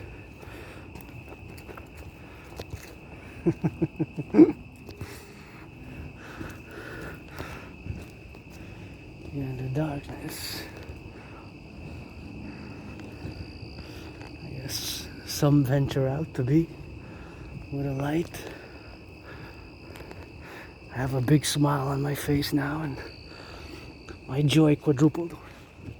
Cause I just love coming here, you know, it just makes me, I guess, coming here you shed some illusions, you know. You have less illusions here. I'm just gonna let my mane out and I guess I can let that mane, M-A-N-E, mane out, dragon's mane. We're gonna discuss we're gonna discuss, see that's the moon there, you see the light? That's the moon. And now we're atop the mountain and you can see that's the moon.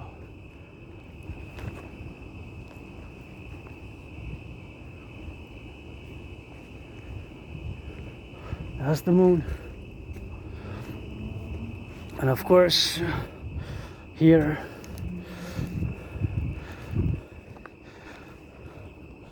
gotta have a little bit of sense of awe and reverence and sense of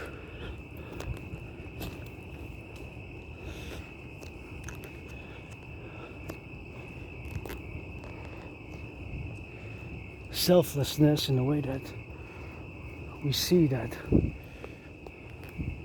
in nature, in the dark sometimes, you know, our illusions are kind of stripped away in many ways and we meet glimpses of our real self. I'm a bit of a mystic. I have my spirituality rock and roll as I will to build a forgotten goddess temple who I guess saved me so many times and I survived being attacked by surprise, I guess, due to the goddess. I survived COVID, I guess, and losing jobs, opportunities, so many things, and here I am now, piece of dust. Still get moody a bit, you know, a bit moody. No longer depressed and suicidal, and been a long time. And prior to 2014, February 2014, maybe my memory will come back one day.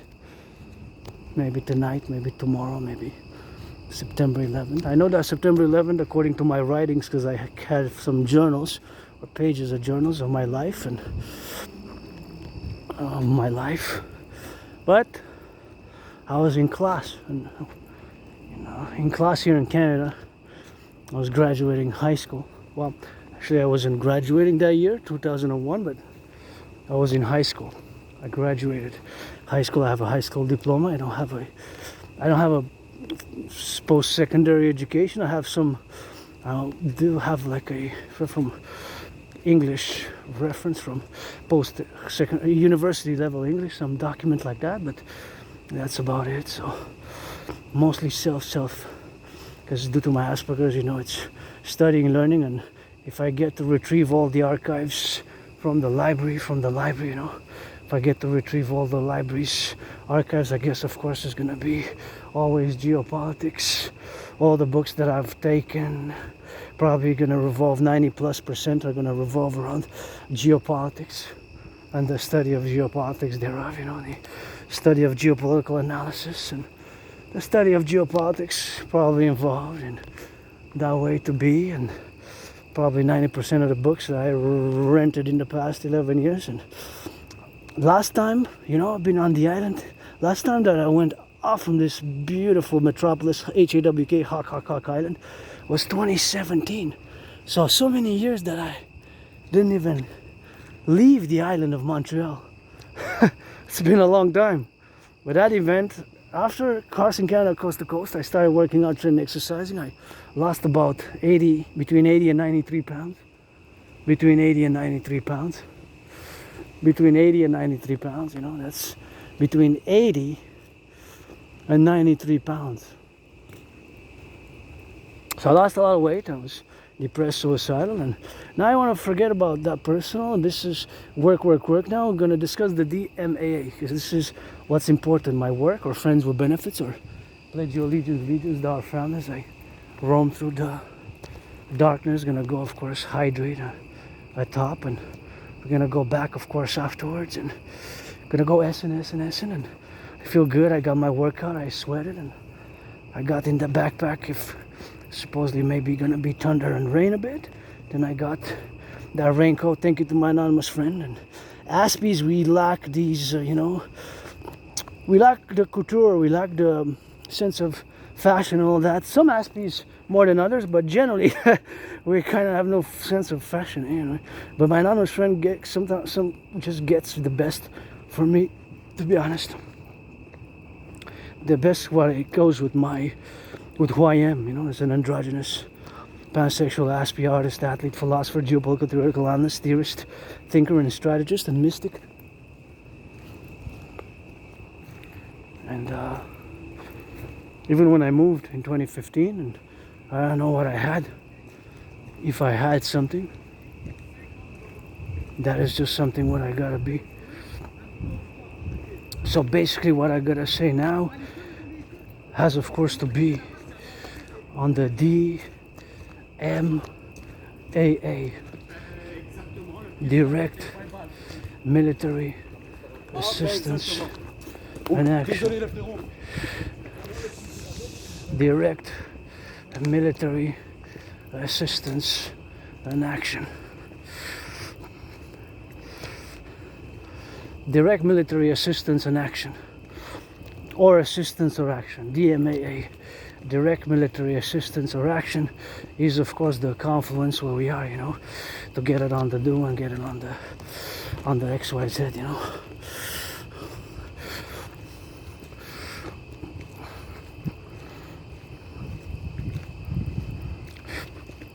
That is just something where we have to be doing with that, and have to get that appellation, So the DMAA, direct military assistance and action, is of course something where we have, of course, to be direct military assistance and action. So now we're going to discuss and leave the baggage at the door. If geopolitics is not your, of course, geopolitics, of course, is not your forte or your premise. If, of course, it's not your, if you're not interested in geopolitics, it's best that you don't listen further to this coming session, because now we're going to be delving in geopolitics. I'm an independent geopolitical theoretical analyst, theorist, thinker, strategist. I develop strategies for the North American Collective and for the North American Collective 24/7, as I am, of course, here going on the mountain, my second home, and that's where we're going to be discussing the direct military assistance and action or assistance, vice versa. Super important to discuss it. Suffice it to say that now I'm going to say, before I discuss it in a brief discussion, not too much in depth, that I predicted what's happening now geopolitically in the world. I predicted that there's going to be an international conflagration back in 2019. So leave the baggage at the door, back in 2019, I predicted what's happening now back in 2019, of course, in October and November. So I predicted what's happening now back in 2019, in October, November. So I leave the baggage at the door, and of course, that is just something where I have to be doing on that, and we have to start from there, from that point. So back, of course, in October, November 2019, I predicted what's happening now back in 2019, back in 2019, October 17 to be precise. I predicted that there is going to be an international conflagration, international conflagration. So of course I created and produced a workout training program theory, which of course was made to do with all the appellation where we are now, of course, to be in 2019. I predicted that there's going to be an international conflagration. So we started at that point in time. So we're going back in time before COVID. And, I had COVID, I survived it. And I had COVID. I was like death, pestilence, and disease, and that COVID, of course, made me. I got triple vaxxed, and I urge you all to keep the hygienic protocols. Super important, keep the hygienic protocols of COVID, to get it doing with that, and to get it on the go, to appellate in all the manners where we are, and we gotta get that doing with that.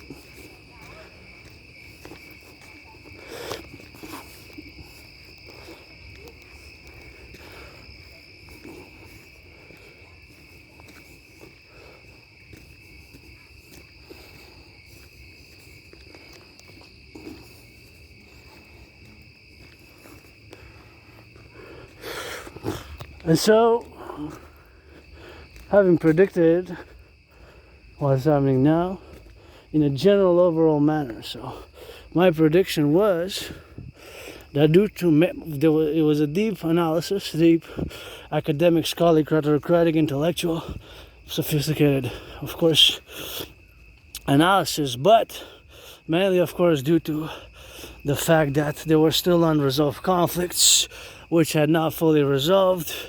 They were not fully resolved, the conflicts, of course.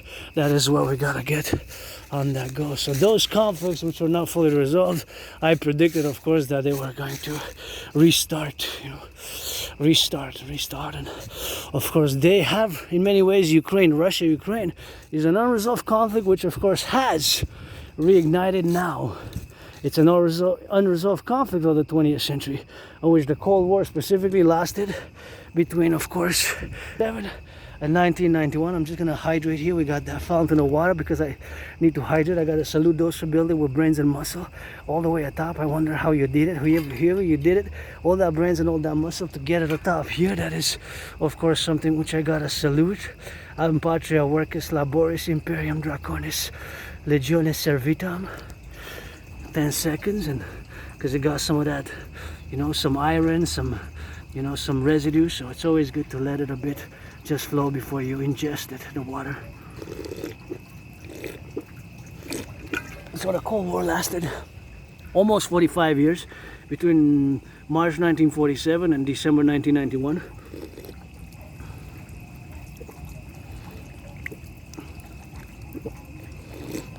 Between December, so it ended around December 1991, December 26th to be exact, with the perestroika. And it lasted almost 45 years. Some people say, some historians, geopoliticians say 25 years, others say about 26 years. It varies from historian, geopolitician, theorist, analyst. It varies. But me, I say almost 45 years. The Cold War period lasted almost 45 years.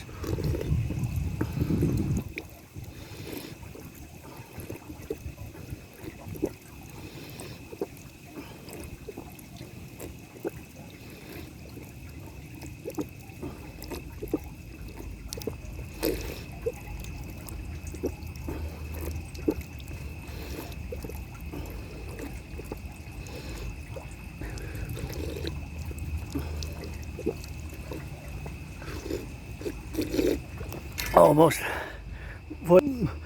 So of course, the proclamation thereof, that it lasted almost 45 years. Here we're at the top of Mount Royal, or the top of the Belvedere. So it lasted almost 45 years. Here's just the chalet here at the back. It lasted almost 45 years. So it lasted a long time, if you think about it in terms of the duration of the Cold War. So mainly those conflicts that are happening now are unresolved conflicts from the 20th century, which during the Cold War period, which lasted a long time. So those conflicts have reemerged. If you look at Russia, Ukraine is an unresolved conflict from the 20th century, right? From the 20th century. Is a conflict from the 20th century, which has reignited in Israel. Hamas was established, of course, in the 1980s. Hamas, an organization from 1980s. Of course, the one that happened 4 months ago, a brief one, India-Pakistan. India-Pakistan, of course, is a conflict which has, of course, lasted. It comes from the 20th century, right? So potentially China and Taiwan is again an unresolved conflict, which of course can't possibly be on the go, and that's what it is with that, and that's what they gotta get doing with that. Rock and roll for the firefighters, butchers, bakers, and nurses, doctors, plumbers. Before we get into the DMAA, we're gonna just come a little bit at the top, and we're gonna get a little bit of that congregation, and that's a little bit of that good. We need to put the U.S. flag and merge Canada, United States, my way best, and put the flag of the dragon, you know, together with the dancing goddess army.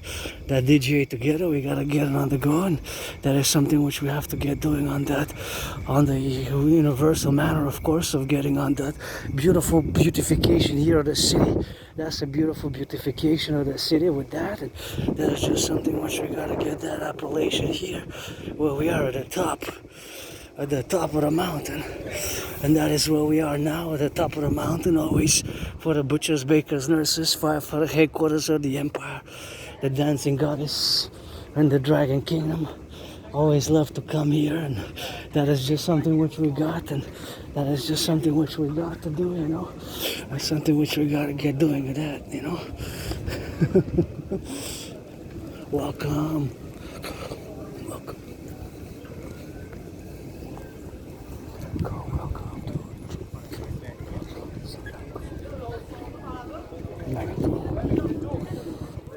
That is my favorite skyscraper right there, a pyramid. Welcome.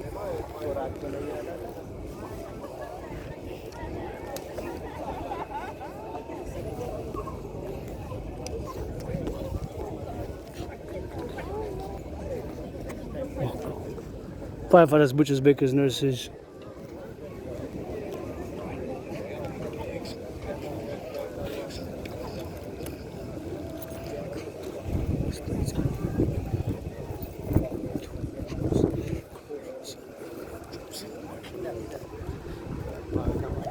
I'm overlooking south now. From South America.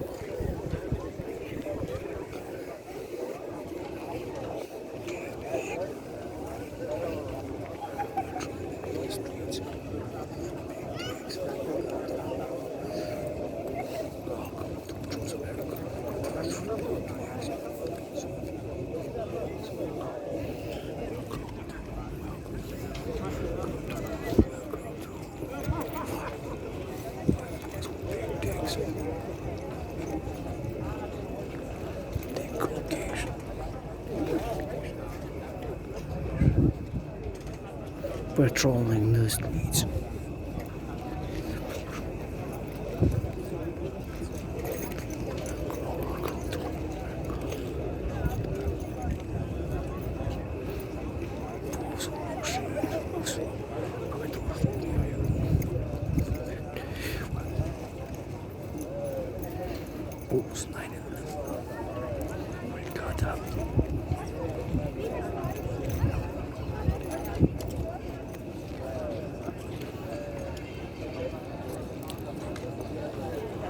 Got day track.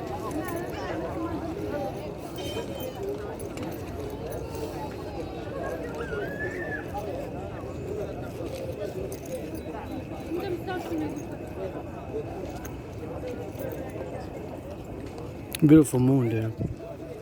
Alright, so we're gonna go back into the back, of course.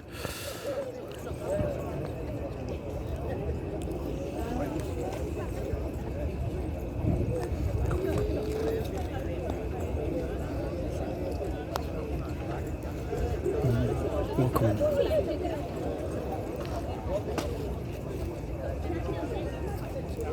Welcome to the future.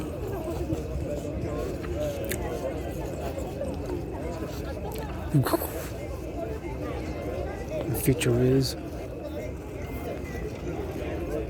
pit stops.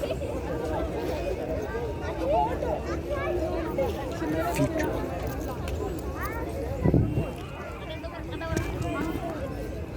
to the future.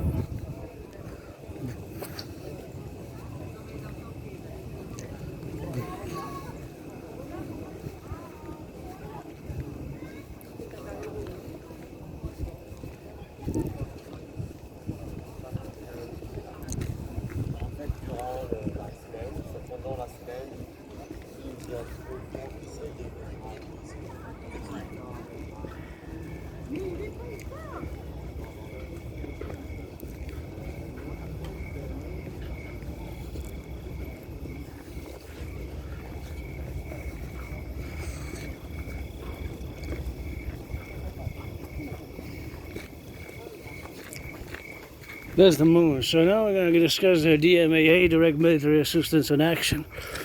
And that's what it is, you know.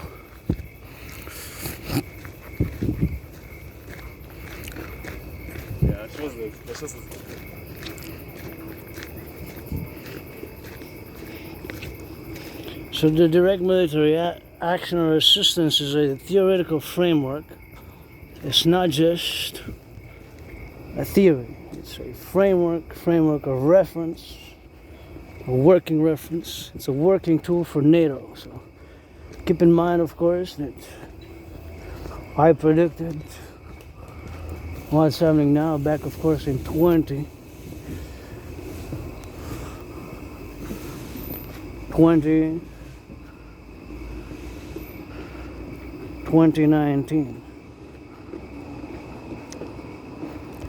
2019. So I predicted that there's going to be an international conflagration. That was October 17th to be specific. I have the proof, you know, because I have it online. And I have it online, you know. I have it online.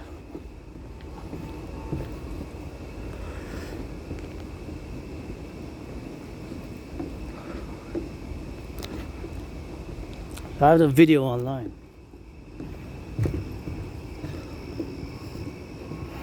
I have the video online, and I have made the consequential.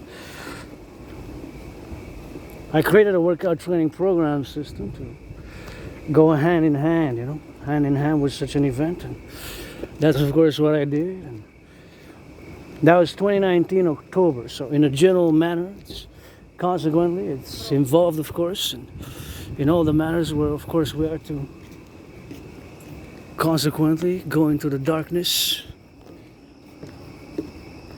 and that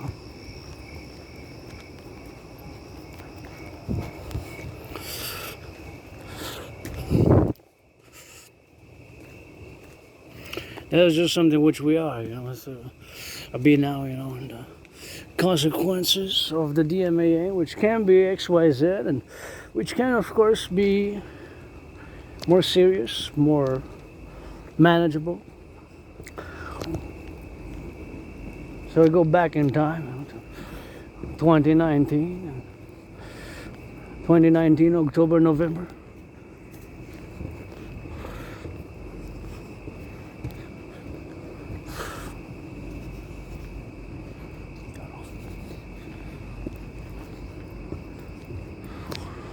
In 2019, in October, November, October 17 to be specific, precise. And again, I have the proof for this because I got the videos online. I've been posting the small, of course, you know. I've been posting the videos and brief videos thereof, so I predicted it in a general manner in 2019. And I also created a workout training program system to go hand in hand, you know, with such a scenario, you know. Such a scenario as the aforementioned scenario, which I have mentioned, that my workout training program system is made, created, produced, you know, to go necessary.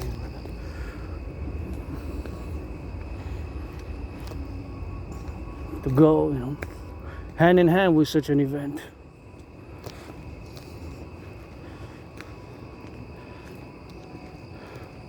That event is Of course now, and going for the past years, meaning the international conflagration. Some even say it's actually World War III, although we don't use it in the terminology, in the language, World War III that much, but it actually seems very similar, or we're very close. And we can see the formations of alliances, regional blocks and alliances, which are parallel to what the First World War and the Second World War, although in reality there were several world wars, you know. There were several world wars, you know, several world wars, but I guess the first one and the second one are the important ones for the 20th century.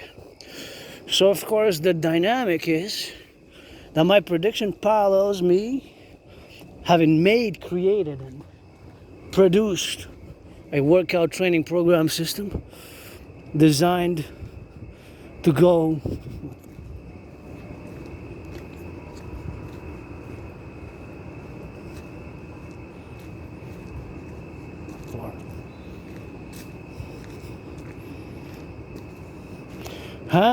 hand in hand with a World War III scenario. And I perform my own several of those sessions of my own creative workout training program system, which has the official title, the General War Integrated Total Body Training System. That's the official title, and that's my favorite skyscraper there. You can see the pyramid, and this is a great view of the city. I'm just gonna stretch here a bit because we got a little bit of the stretching, so I'm gonna stretch left and right, and we're gonna continue. So I created a workout training program system back in 2019, of which is officially titled the General War Integrated Total Body Training System.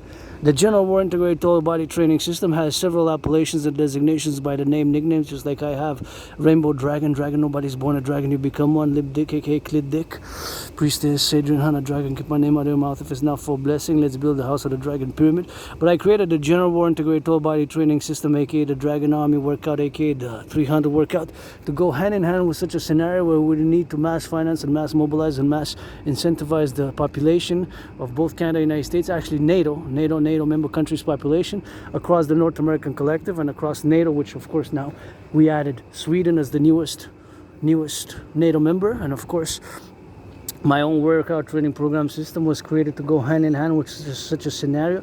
It is an efficient, simple, effective workout training program system which requires no equipment, and which of course is not meant for aesthetics, but what it does, it increases general overall fitness. I'm just going to briefly discuss it now that I'm on the topic, as I stretch a bit here, stretch my legs on this. You can't really see when I'm here. I'm going to show it. So these are the rules of the workout. Before I get deeper into the DMAA, I want to fully discuss the workout training program system which I created. See, basically I'm stretching my legs on these see on these steel it's like a fence, steel fence. See here, it's like a steel fence. So I'm stretching my legs here on the steel fence for a bit, just 4 minutes. So these are the rules of the General War Integrated Total Body Training System. Suffice it to say that I created it to go hand in hand with a workout training program system back in 2019. I have myself performed more than 372 sessions thereof.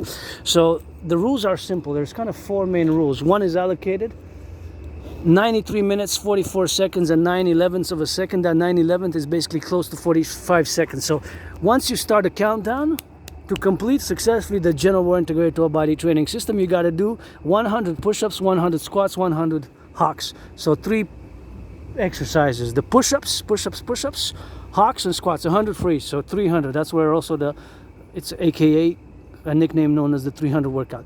So once you start the 93 minute and 44 seconds and 9/11ths of a second, almost 45 seconds, 93 minutes is an hour and a half plus 3 minutes.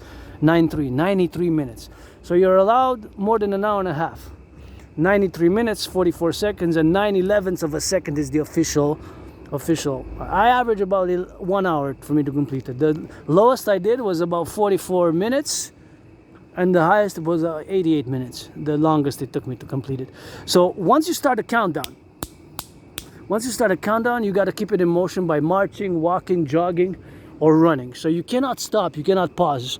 You got to keep it in motion once the countdown of the 93 minutes, 44 seconds a 9/11 of a second commences, you cannot stop. You got to keep it in motion by marching, by jogging, by exercising, by whatever activity you do. You got to keep it in motion, and you got to, of course, traverse, and of course you got to roll it. You got to keep it in motion. If you're able to do that, is basically the Draconis test, and we need to build across the 63 what we're gonna call the Draconis layers, the dragon's layers, 63 across the 50 states and the 13 territories, whereas of course we're always going to have in perpetuum 1% of the dragon legions for total SSD integrated with all existing security and security apparatus. So across our coming Republican empire, coming Imperial Democratic Republic and perpetual Imperial Republican Union, we're going to establish in each state, we're going to establish a dragon's lair. And in order to sort of graduate to become a dragon for SSD, I have already outlined the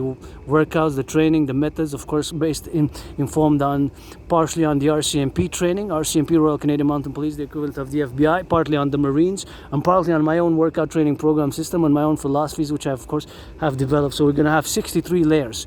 In each state there's going to be a layer, and that's we're going to move for SSD. So I'm going to discuss it in the future. Now, that is the workout training program system, the general integrated total body training system. Like I say, you got 93 minutes to do 100 push-ups, 100 squats, 100 hawks. That trinity of exercises, once you do it, you have to be able to do it to be eligible to become a dragon. And so we're going to establish the dragon army, aka of course nicknamed Dragon's Layers. There's going to be 63 barracks, one in each state. And of course, furthermore, we're going to of course build together this total security, total service, total defense, new 911 Draconis, total protocols based on my TMDT, total mobile defense theory, which I cannot discuss over much. The TMDT, I hear some music. Dancing is my favorite sport. Dance for me also. Dance, dance, dance, and hug like you never hugged before, HUG. And dancing is my favorite sport. Get that priestess, it's always God bless. And goddess kiss. Priestess Hannah got those trains of kisses. Priestess of our empire of the 63 and dragon. Priestess of the empire of the 63 and the dragon. Priestess of the empire of the 63 and the dragon. So that is just what we're gonna have to be doing on that. So that is something which we have to be relegating about. So it's something which doesn't compute, doesn't of course co-equivalent with of course all the necessary of course philosophies which we have to implement, but suffice it to say that that is the workout, general integrated total body training system, aka the Draconis workout, aka the 300 workout, simple effective total body workout training program system. Again, the rules are simple. One is allocated 93 minutes 44 seconds and 9/11 of a second to do 100 push-ups, 100 squats, 100 hawks. Once you complete it, you're eligible for the Draconis, aka officially the Imperial SSD Legions.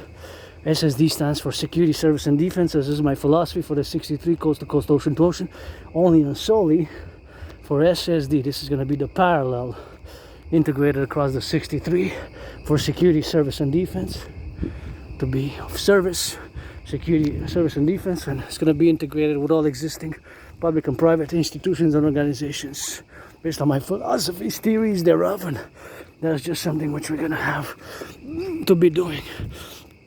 So of course that is just something what we got to be doing in the concomitant of all the appellation of the forces, where we are to be now establishing ourselves with the Draconis and the general integrated total body training system. That is just something which we're going to have to do now together and implement it ASAP. My DRT theory, which I'm going to get into, but for now we're going to have to finalize on the workout and just say the rules again. So the four main rules basically: 1, 2, 3, 4. One is allocated 93 minutes 44 seconds and 9/11 of a second to do 100 push-ups, 100 squats, 100 hawks, 100 push-ups, 100 squats. And once you start the countdown of the 93 minutes, you cannot pause. You got to keep it in motion by marching, jogging, running, or walking, your choice. But you can't stop. If you stop, you got to try again. So you keep it in motion. Those are the rules. So once you complete it, that's it. You can take 93 minutes 44 seconds 9/11 of a second, you know, that's the maximum time allocated, so you got to be doing it within that time, accorded time, 93 minutes 44 seconds and 9/11 of a second. You can do it, but you can't pause. And one more rule, of course, which is important to mention, that you can't do more than 13 at once repetitions. So 13 maximum, 3 minimum, anywhere in between 13 and 3. So those are the numbers you got to remember: 93, 44th, and 9/11, 9/11, 9/11. And of course, that's for 9/11 memorial, kind of, in my workout. Integrated there especially. And of course the 93 is LOVE. For that number is important. And the 44, I guess, is divided by 4 is 11. 11 times 4 is 44. And that is basically where the numerology, and there's an art, a science, an exact science to the workout, the timing, and you can't pause, you can't stop, but you can only do 13 max or 3 minimum, so you until you get to 100 push-ups. So for example, you can do 13 push-ups max, you can't do 14, 15, you can do, but you can only mark 13 max. So 13 plus 10 plus 7 plus until you get to 100, but you cannot do 2 or 1. You can do 3 minimum. So 13, 3, they go together, 93. So 1, you got to keep it in motion, and the other one is you have to do 100 push-ups, 100 squats, 100 hauls. So it's kind of like 4 rules basically: 1, 2, 3, 4. Very simple, effective, efficient workout training program system is meant, and it does increase general overall fitness. It is not necessarily for aesthetics. It might build aesthetics, because push-ups can build aesthetics, but it's mostly for general overall fitness. And it's meant to go with a World War III scenario, an international conflagration, where the mobilization of citizens will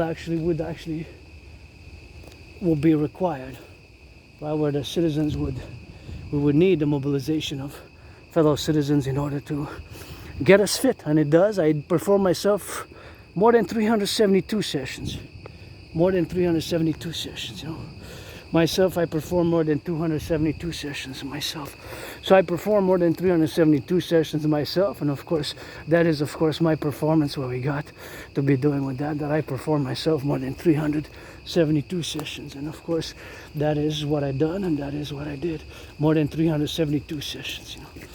Myself, that's my performance, more than 372 sessions of my own creative workout training program system since I created it back in 2019, of course, since I created it in 2019. So that is where we are.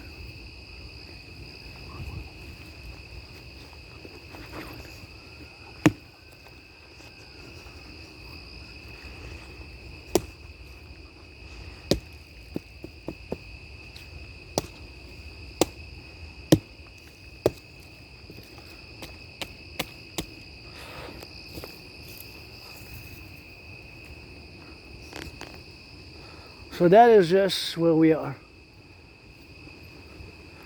with that creation, that creation, that creation.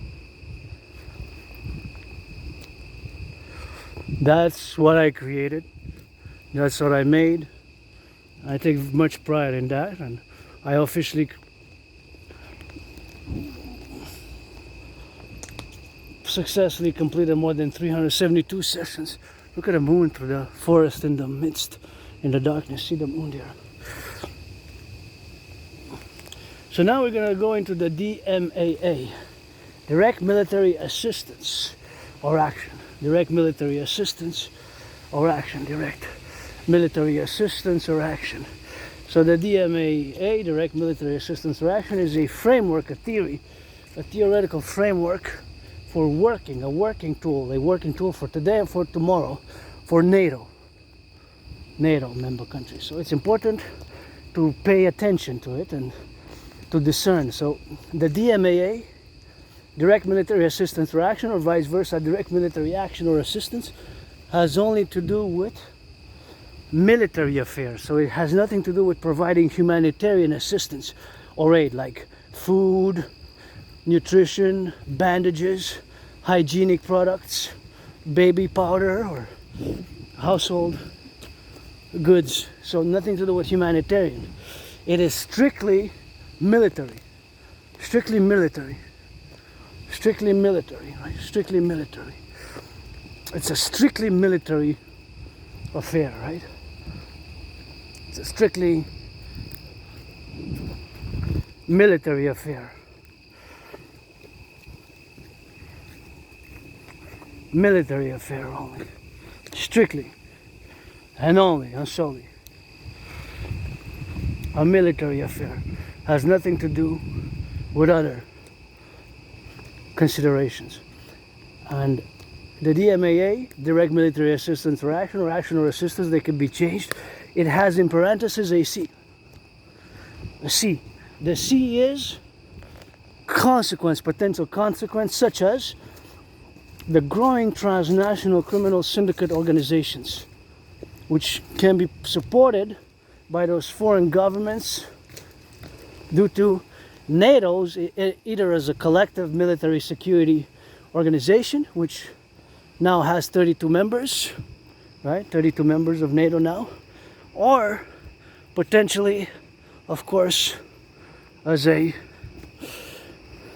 individual nations within NATO had taken action vis-a-vis a member state of NATO which takes direct military action against a non-NATO member country. So it's in relation for NATO vis-a-vis non-NATO member countries. So it's in relation for NATO vis-a-vis non-NATO member countries, right?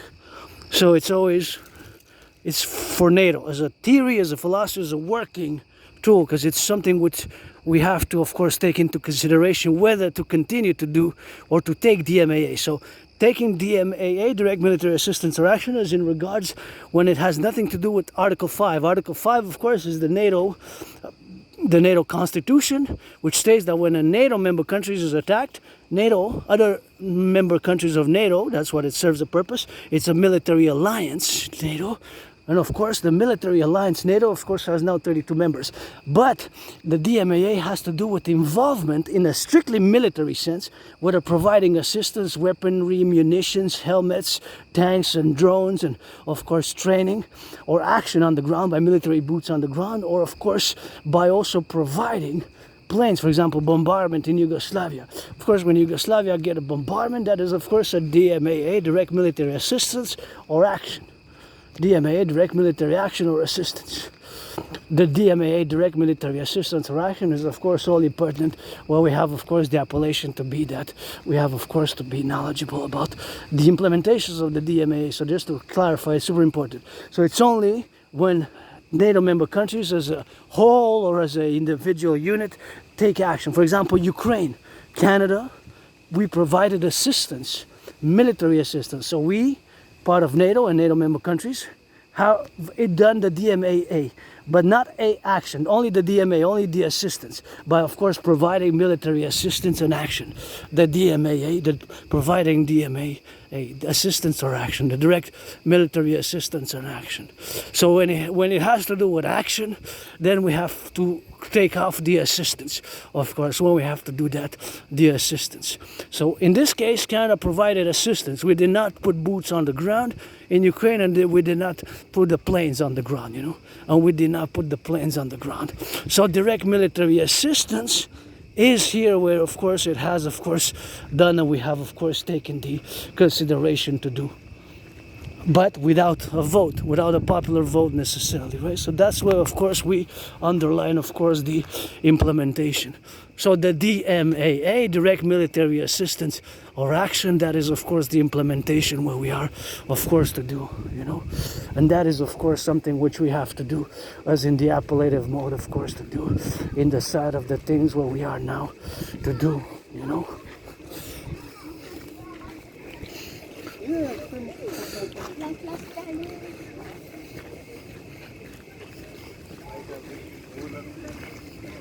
I think.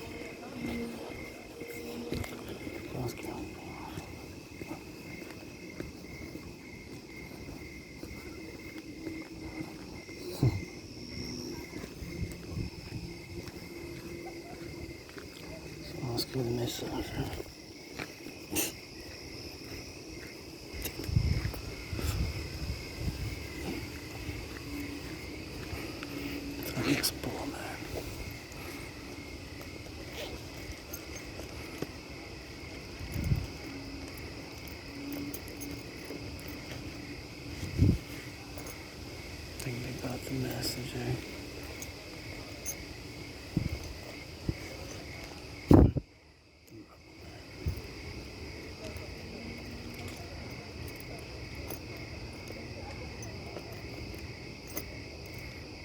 Devastación completa.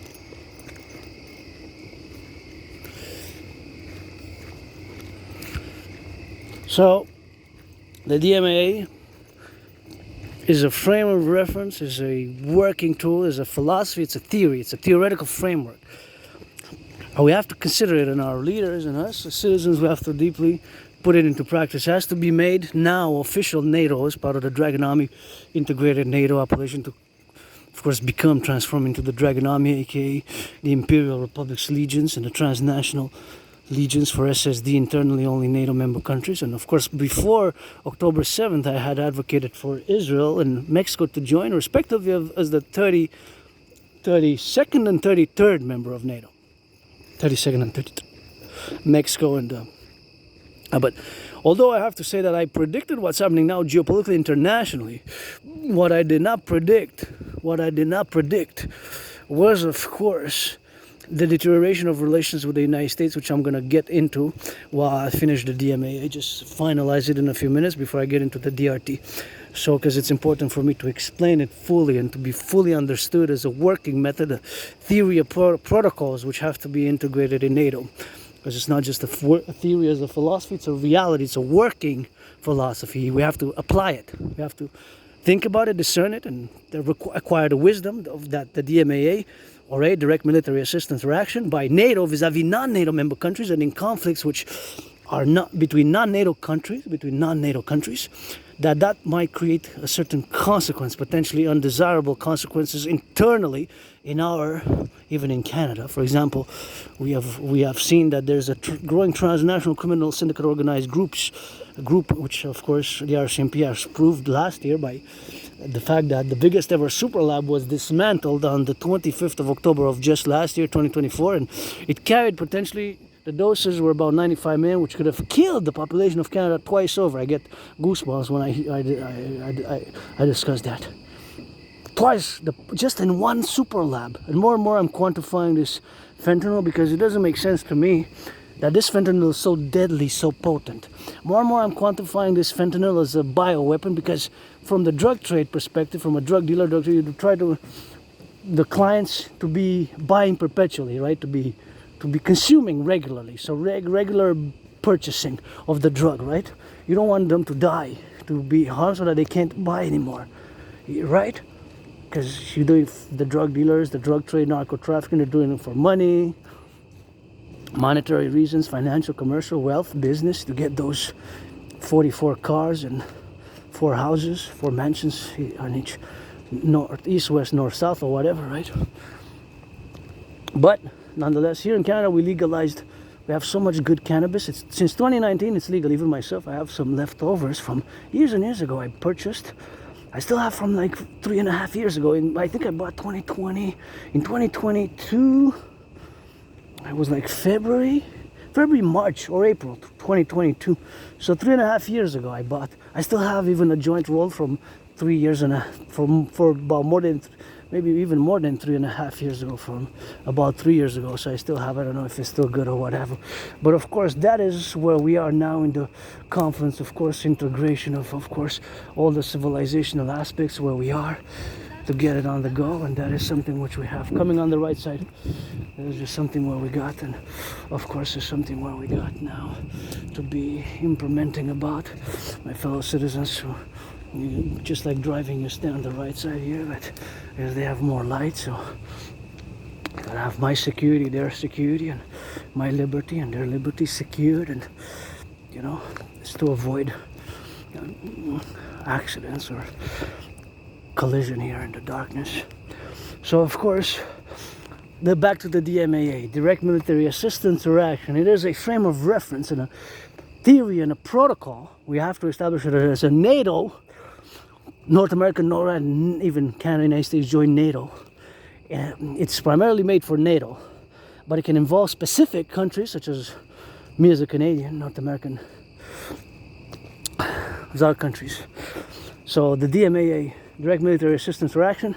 In case of Canada, we had done DMA, direct military assistance, by providing munitions, helmets, armed vehicles, drones, and money, financial, for military purposes.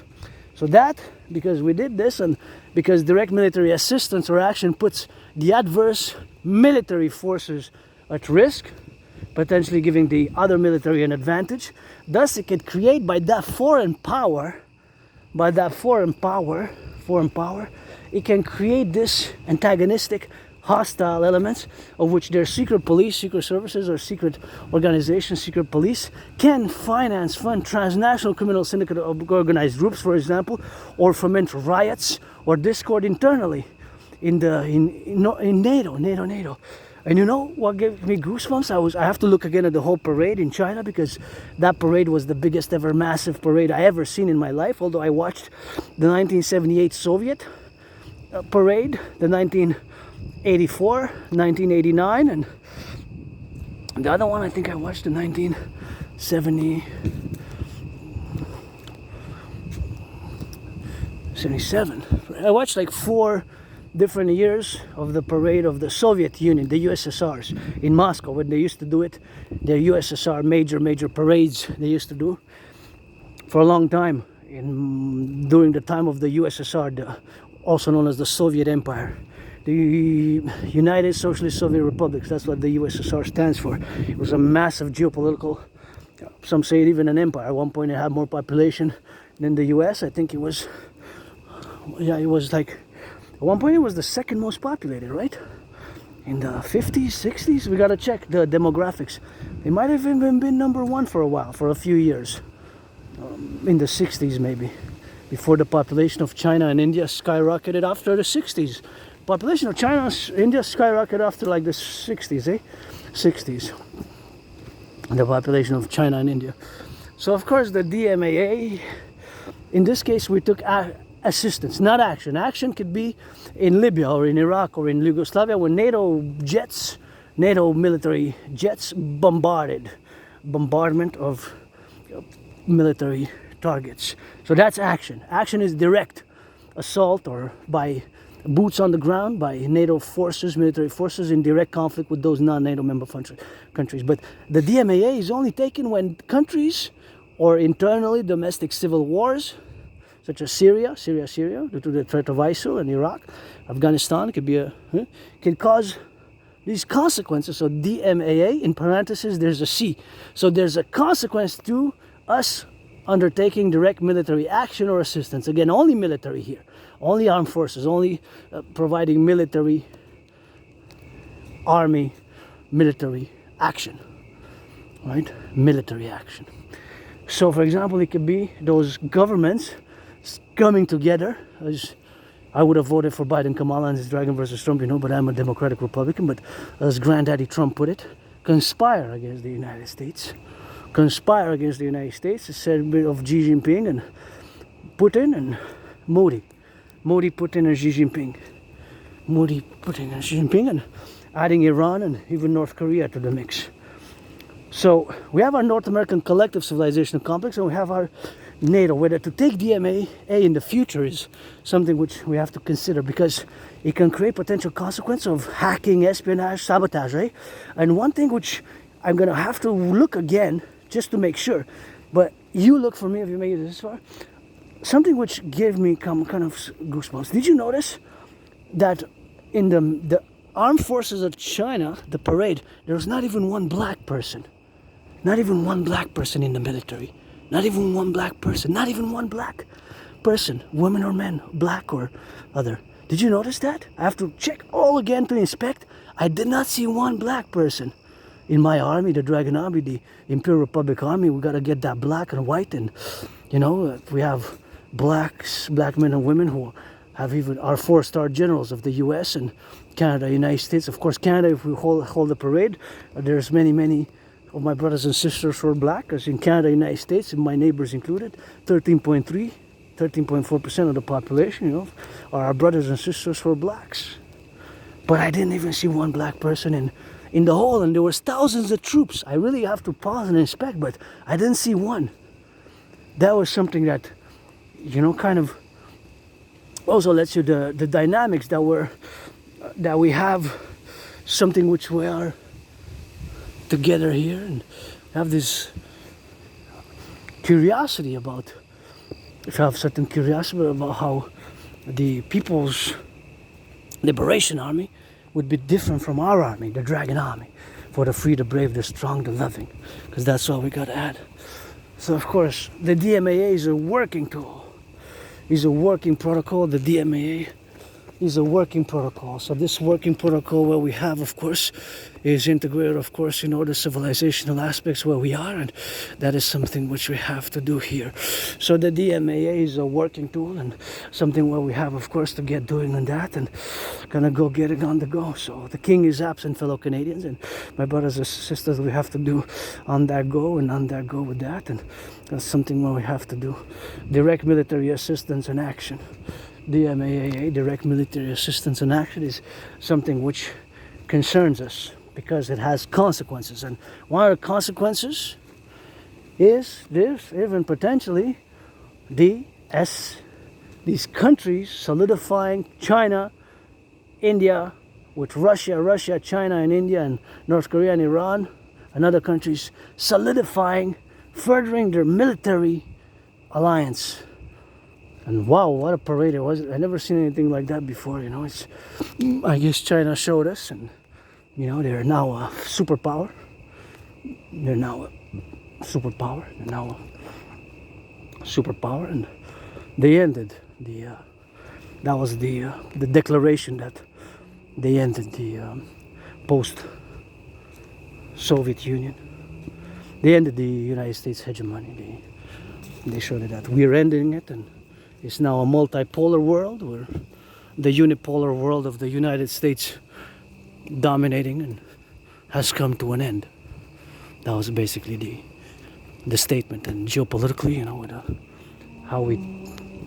how we move from now on, and my interest is for the North American Collective, NATO. I always say my protocols are SSD, security, service, and defense internally, binationally first and foremost, always first and foremost for the 63. The 10, the 50, and the 3. The king is absent. It would have been time for the Republic of Canada. When we changed January 1st, 2000, we should have got rid of the king. And paradoxically, our Prime Minister Carney pledged allegiance to the King of England and his heirs, not to the Constitution of the people of Canada. And my way to for the United Constitution, perpetual union of the Imperial Republic of the 63. Carney pledged allegiance to the King of England and his heirs, Carney pledged allegiance to the King of England and his heirs. Mark Carney, Uncle Carney, you pledged allegiance to the King of England and his heirs in 2025. It's time for the Republic. The King is absent. It's time for us to fuse my way best and to implement the to finalize on the DMAA before I go into before I go from the DMAA. Before I go into the DRT, super important to say a few words and consequentially about the DMAA again. So another example, an example of the DMAA is us getting involved in Ukraine. Now I always say, of course, if there's any questions but the DMAA, whether to take action or assistance, and we have to measure the consequences, are by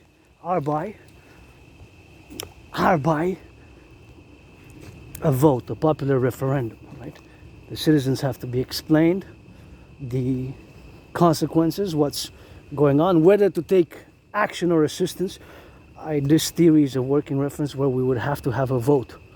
So it would be by voting, it would be by popular vote, a referendum. It would have to go to a voting system, not just of the representatives of the powers that be at that moment in time, but of the population, the populace, to get 50+%. So that is, of course, the direct military assistance in action. It has several layers. It is a little bit more complex sometimes. It has its complexities. It has its valuation. It has some complexities. And of course, I generalized it, but of course, you can work it out in different manner. And of course, just for example, with different events where NATO, we undertook DMA or both. It could be both, action or assistance. Assistance is in the case of Ukraine. We did not take direct action against Russia, nor against Russian troops, but we assisted and are still assisting Ukraine. There has been an enlargement and a continuous assistance of Ukraine, so I'm not on the ground, with 300 men and women to fully be on the ground and assess all the events, everything that's happening. I'm a North American, Quebecer, Canadian, North American fundamentally. So I don't have 300 men and women to be on the ground, neither in Ukraine or in Israel, of course, to fully have a proportional representation of all the events that are on the ground. So again, of course, I do on the daily basis information and analysis of all the events and the news which are on the cycle 24/7 as I do them. But fundamentally, fundamentally is of course something which I'm not on the ground to fully. Also from an exterior position where we are, of course, something now where we have to give on the consequential prudence where we are now to give it on the go. So that is just something where we are now together on this mountain. We're gonna go by the river a bit. There's not really a river, it's a lake. We are Hawk Island surrounded by a river, and that is just something where we are to be conclusive about. And we're gonna I kind of changed my mind. I just didn't want to I'm just gonna change my mind. We're just gonna go out because I wanted to do a rotation by the water, but I guess it can wait. Just maybe do one and then go out. Yeah, kind of hesitant. I'm not really that hesitant about it, but whatever the case may be, to get it XYZ and to gotta get it on the left and right and all the circumstances where we are now, to be appellative where we got, consequently to be on the left and the right and all the civilizational complexes where we are, to be knowledgeable about the situation where we are, to be on the go, so that is where we are now, where we are, So that is something where we are, That is something where we are. That's something where we got to sing that cadence in the intermittent where we are now. But now we're going to just detour, of course, to get it on the left and on the right and in the middle. And, of course, get on that turning, of course, of the tide to get, of course, on the dynamics where we are, to get it going and to get it left and get somebody on the go now to get on that and get it all the way, of course, to the take a circle, take a half a circle. That's where we are now, to turn around and we'll go by the lake. And we saw a little bit of the lake. I kind of smelled it, but that is where we are. So the DMA, direct military assistance and action, is of course a frame of reference where we are, of course, is a frame of reference to go and to be united in the consequences where we are now, in all the dynamics, of the circumspecial where we are now. So the DMAA, is a working reference, of course, for the dynamic and the dynamic of the NATO complex where we are to get on that going now, to be appellated, to get going on that left or right and in the middle, and to get, of course, all the situational positions where we are to move furthermore from a working philosophy to a frame of reference, from a theoretical perspective, from a work of reference as a theory, and of course from that theory to move it into practical action and practical undertakings for now, today, even it matters for today and it matters for tomorrow. Consequentially, it's super important that we apply this from now on across NATO, the DMAA, direct military assistance and action, direct military assistance and action, the DMAA, direct military assistance and action, the DMAA, the direct military assistance or action. So action or assistance and vice versa. Yugoslavia is an example, Iraq is an example, other countries are examples of this DMAA, right? And the potential consequences. So now back to 2019, I predicted that there's going to be an international conflagration, but I did not predict that there's going to be a deterioration of relations with the United States. So I did not predict that there was going to be a deterioration of relations with the United States. That is new for me. That I did not predict. So that's also new. And now I get goosebumps because since August 1st, and this is serious again. Canada, you know, Canada is designated by the official White House dictum and the premise as an unusual and extraordinary threat to the American people. By August 1st, that is the reason and the motive why the United States increased, well, the Trump administration at the 344 million people, but the Trump administration, and he got reelected. I did not predict his reelection, by the way. I was very split on that. I predicted a general international conflagration, but I did not predict that we're going to have this trade war with the United States and the deterioration of relations with the United States. This is new for me, and of course, you know the constant, the geopolitical statement, which you have to say yes, yes, yes, yes to. You cannot negotiate, you cannot say no to this following statement. Us as Canadians, and this is reciprocal for my brothers and sisters in the 50 states in the USA, you have to accord it with a yes in the positive. That is just like the constant, you know, the pie symbol, the pie, not for a bacon pie, cheeseburger pie, or blackberry pie, or red berry pie, or chocolate pie, vanilla pie, strawberry pie, not an edible pie. Apple pie and whatever pies. The pie is a symbol as well, mathematical symbol, which of course has to do with the ratio and the circumference of a circle. The ratio, the diameter and the circumference of a circle has to do with a circle. It's always 3.14, so it's the letter N. The letter N for Normandy, natural, neutral, neurodivergence, and nobody. The N letter has two heads, two faces. That's why our empire will kind of have like two heads, two faces to it. The coming of our empire will kind of have two faces, two heads. Our Imperial Republic, one for benevolence, goodness and kindness, loving, and the other one for punishing. So that N has two faces, two heads on both sides, but they're one. They're one. On both faces, both two heads, kind of. They're one, right? They're actually one body with two heads, the N. So that's how our empire of the 63, when we're going to merge, fuse Canada, United States, will be in such a manner. So that is, of course, what we are now, what we're going to do today, and what we're going to be complimentary about, and what we're going to be doing now, of course, in the confluential aspects where we are to position ourselves. So the DMAA, direct military assistance and action, or action, is, of course, something which we have to undertake, and we have, of course, to put it as a working reference, as a tool, as a philosophy, as a frame of reference for the future.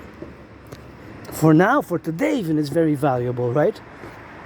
It's very valuable because it created potential consequence. So now back to what I was saying, that I did not predict that there's going to be a deterioration of relations with the United States. For me as well.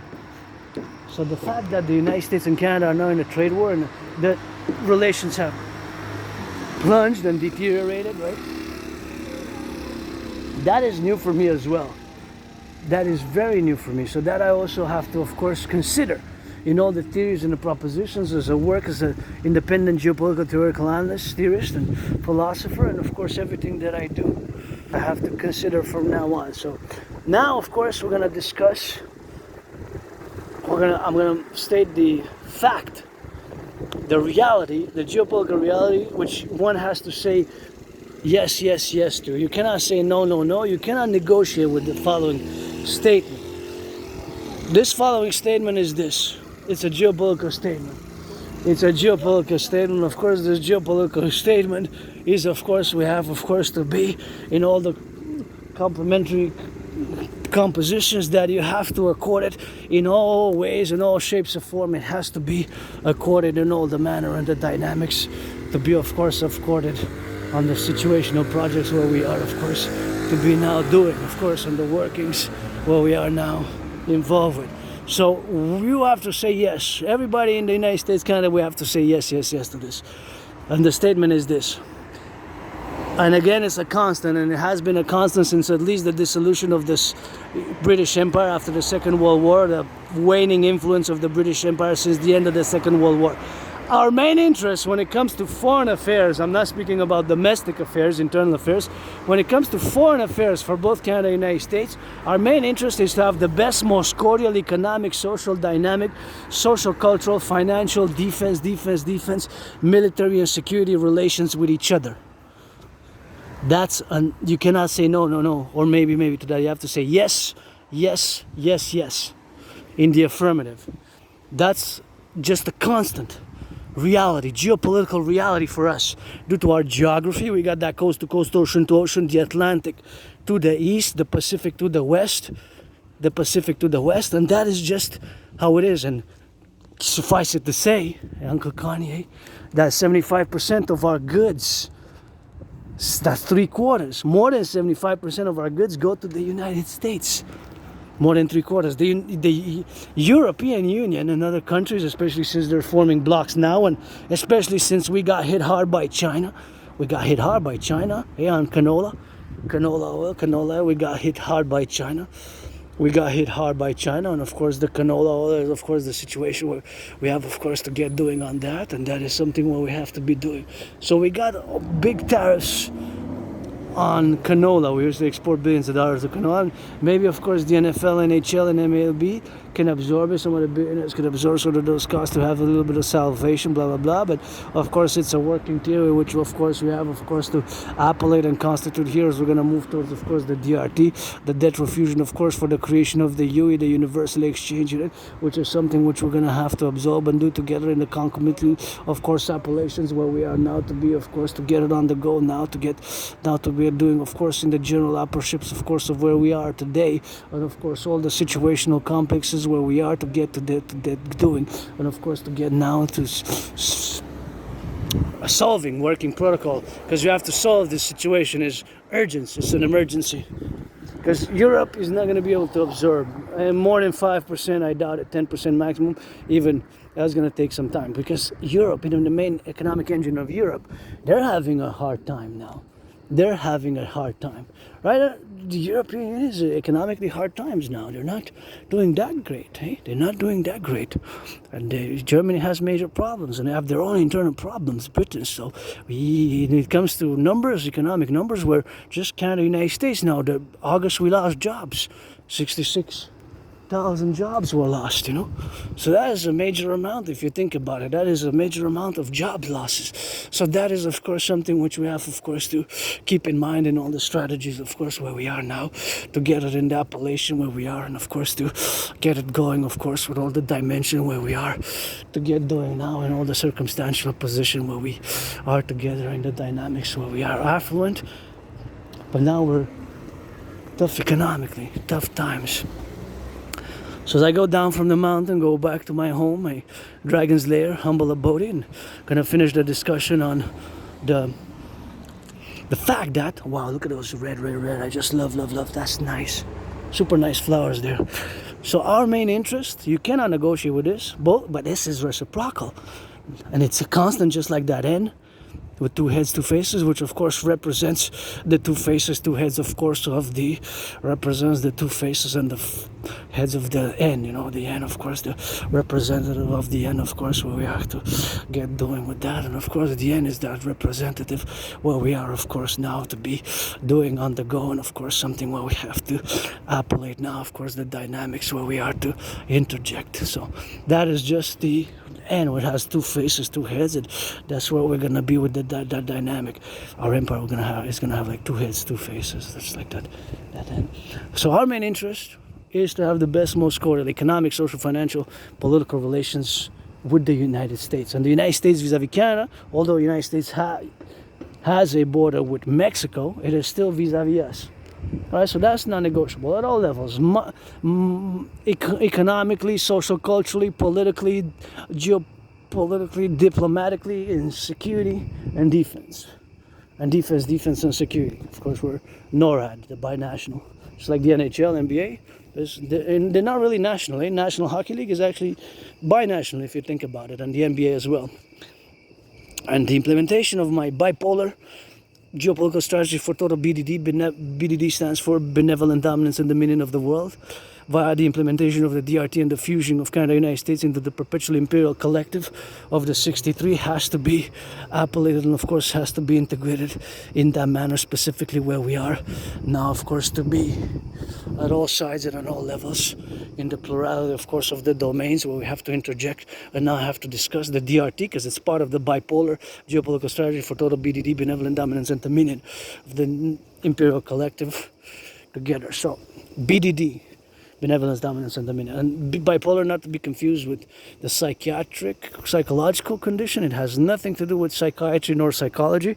Bipolar my bipolar geopolitical strategy is to the fusion of the merger of Canada to the United States to checkmate the world, and via the DRT, which I'm now going to discuss, the debt refusion theory. What is the debt refusion theory? And of course, D stands for debt, R refusion, T theory. It has to be implemented by nationally Canada and United States, because both the United States and Canada, we are undergoing a serious economic distress. And of course, we have four main problems which affect both Canadians and my brothers and sisters in the 50 states across the 63.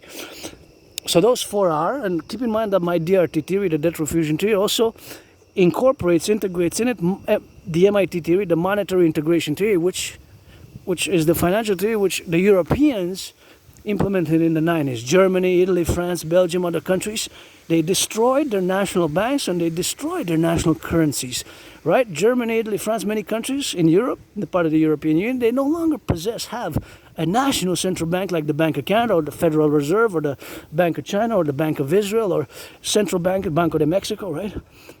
Beautiful garden here.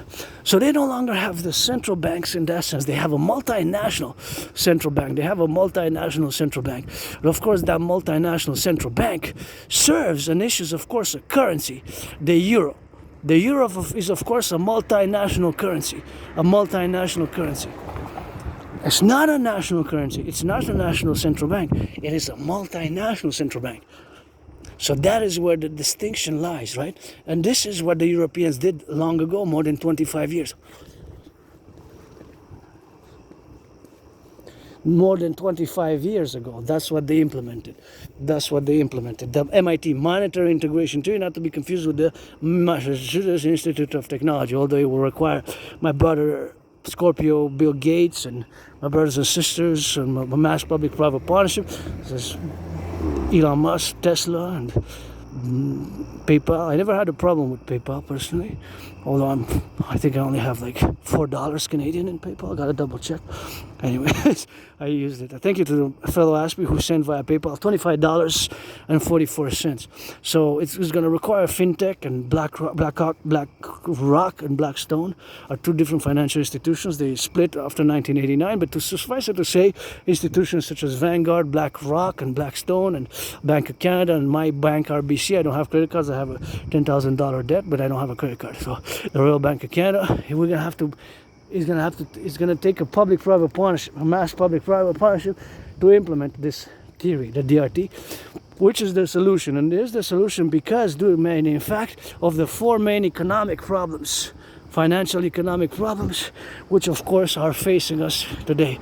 The majority of the population of both Canada and the United States are faced by these four growing economic pains and pressures, myself included, but I'm grateful, thankful my rent's paid, electricity bill's paid. The only bill I got to pay for this September is my phone bill.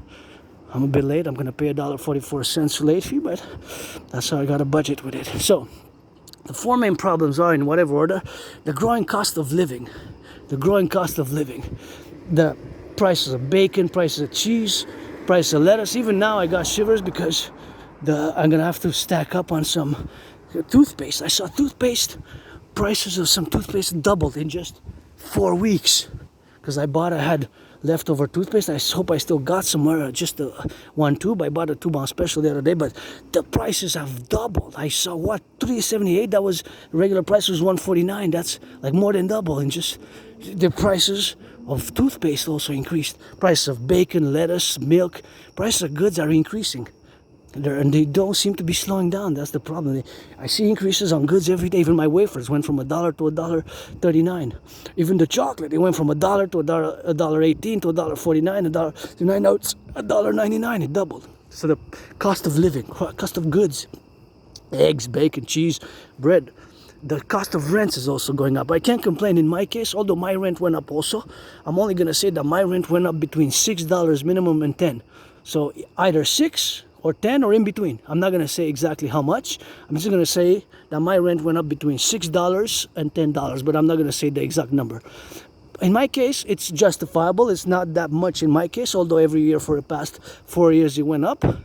But I can't complain because it's not that big of a percentage. It's way less than the percentage would have allowed by regulation here. And look at the snake. See, it looks like a coil snake there. See, it looks like a snake is inside a tree. So that's economically the strangulation most of the population are living now. So I'm not complaining in my regards whether my rent went up, but the other thing is the stagnation of the salaries. That's why we're seeing mass labor movements, mass strikes. So that's why we see mass strikes, mass labor movements, both US and Canada. The fourth one is, of course, the growing cost debts. Even somewhere now, in Montreal to San Francisco, somebody's swiping the credit card. Somebody's swiping the credit card from Montreal to San Francisco. Somebody's just maxed out 4 credit cards. The 4th one today is about to think about it. Should I start using the 5th one? That's double trouble. Don't. I'll say don't. Try not to use it. Pay whatever, The DRT is coming. We gotta take the DRT now. I'm gonna explain it. So keep in mind it includes monetary integration tier. So we're going to take all the public and the private debt. I don't have credit cards. I have a $10,000 debt to the RBC. So my debt, your debt, our debt, all the debt, public and private debt, coast to coast, ocean to ocean, all the public and the private debt, we're going to take it, add it all up of Canada. We're going to convert it into US dollars. We're going to add it all up with the public private debt of the US and all the other money in circulation. All that money is going to be the initial money supply. We're going to create a binational Canada-United States joint central bank, Imperial Republic Central Bank. We're going to issue a currency called the UE, U.Universal, E.Exchange, U.UE. The Universal Exchange Unit is going to have the value of the US dollar. So it's going to have the value of the US dollar. Monetary is going to have the value of the US dollar. UE, U.Universal, E.Exchange, U.UE. The Universal Exchange Unit. The UE, U.Universal, E.Exchange, U.UE. The UE, U.Universal, E.Exchange, U.UE. The Universal Exchange Unit. The Universal Exchange Unit, the UE, is going to have the value of the US dollar. We're going to set an interest rate level of 10%. 10% maximum is not going to be able to be more than 10%. Right? 10% is going to be maximum. It could be below that, but not more than that. We're going to create this universal exchange, which is going to have the value of the US dollar. We're going to get rid of the border. We're going to fuse the RCMP and the FBI. We're going to, of course, do a great census, see all who's been living here since we're going to see who's been living here since 2017. Give some amnesty. I guess if you have had in the past 11 years 44 criminal convictions, well, that's going to be a problem. Otherwise, we're going to get the Imperial Criminal Rehabilitation Act and start building those 44 mass tunnel structures, city structures, in case of a thermonuclear war. We're going to have to get building the Golden Hawk Dome, the Golden Hawk. We're going to put the HAWK to build that Golden Dome to protect the empire, coast to coast, ocean to ocean. The DRT, Debt Refusion Tree, we're going to create the UE, that's the moon. U.Universal, E.Exchange, U.UE. The Universal Exchange is going to have the value of the US dollar, right? So it's going to have the value of the US dollar. We're going to create this currency together. And of course, this currency is going to be the UE. I'm going to go towards the moon now. We're going to be the UE. And that money, we're going to rebuild the infrastructure. We're going to put mass buildings of the infrastructure projects. We're going to build the Imperial People's Coliseum on the Canadian-US border. We're going to mass finance fitness, mass finance citizens to work out, train, exercise. We're going to create the DGA, Dancing Goddess Army, aka the Imperial Dance League, Integrated Dance League, to dance for the environment, for educational purposes, for education and action, to dance for education and action. We're going to create the Dragon Army, aka officially titled the Imperial SSD Legion, Imperial Republic Legion, Imperial Security Service and Defense Legion, the SSD Legion. The security, SSD stands for Security Service and Defense, integrated with all existing security institutions and apparatus that exist in both Canada and the United States. We're going to fuse. We're going to add 13, not one, 13 new states, just like the providential, like the original 13 for 1776. And it's going to be the perpetual 63 union. 63 states total.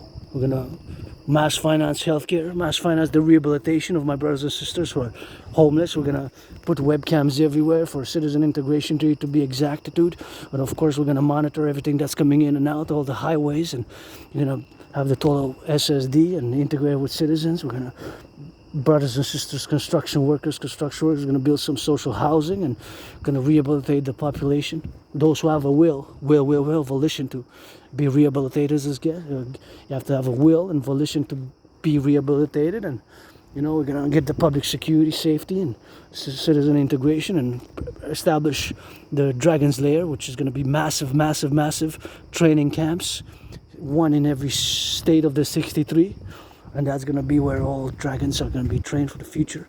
Nobody's born a dragon, you become one. So it's gonna be on my philosophies, and the 40-day crossing the desert is going to be called. It's going to be deep drills based on RCMP training, based on military training, and based on my philosophies and military type of training, and in parallel with, of course, the military training of the Marines, for example.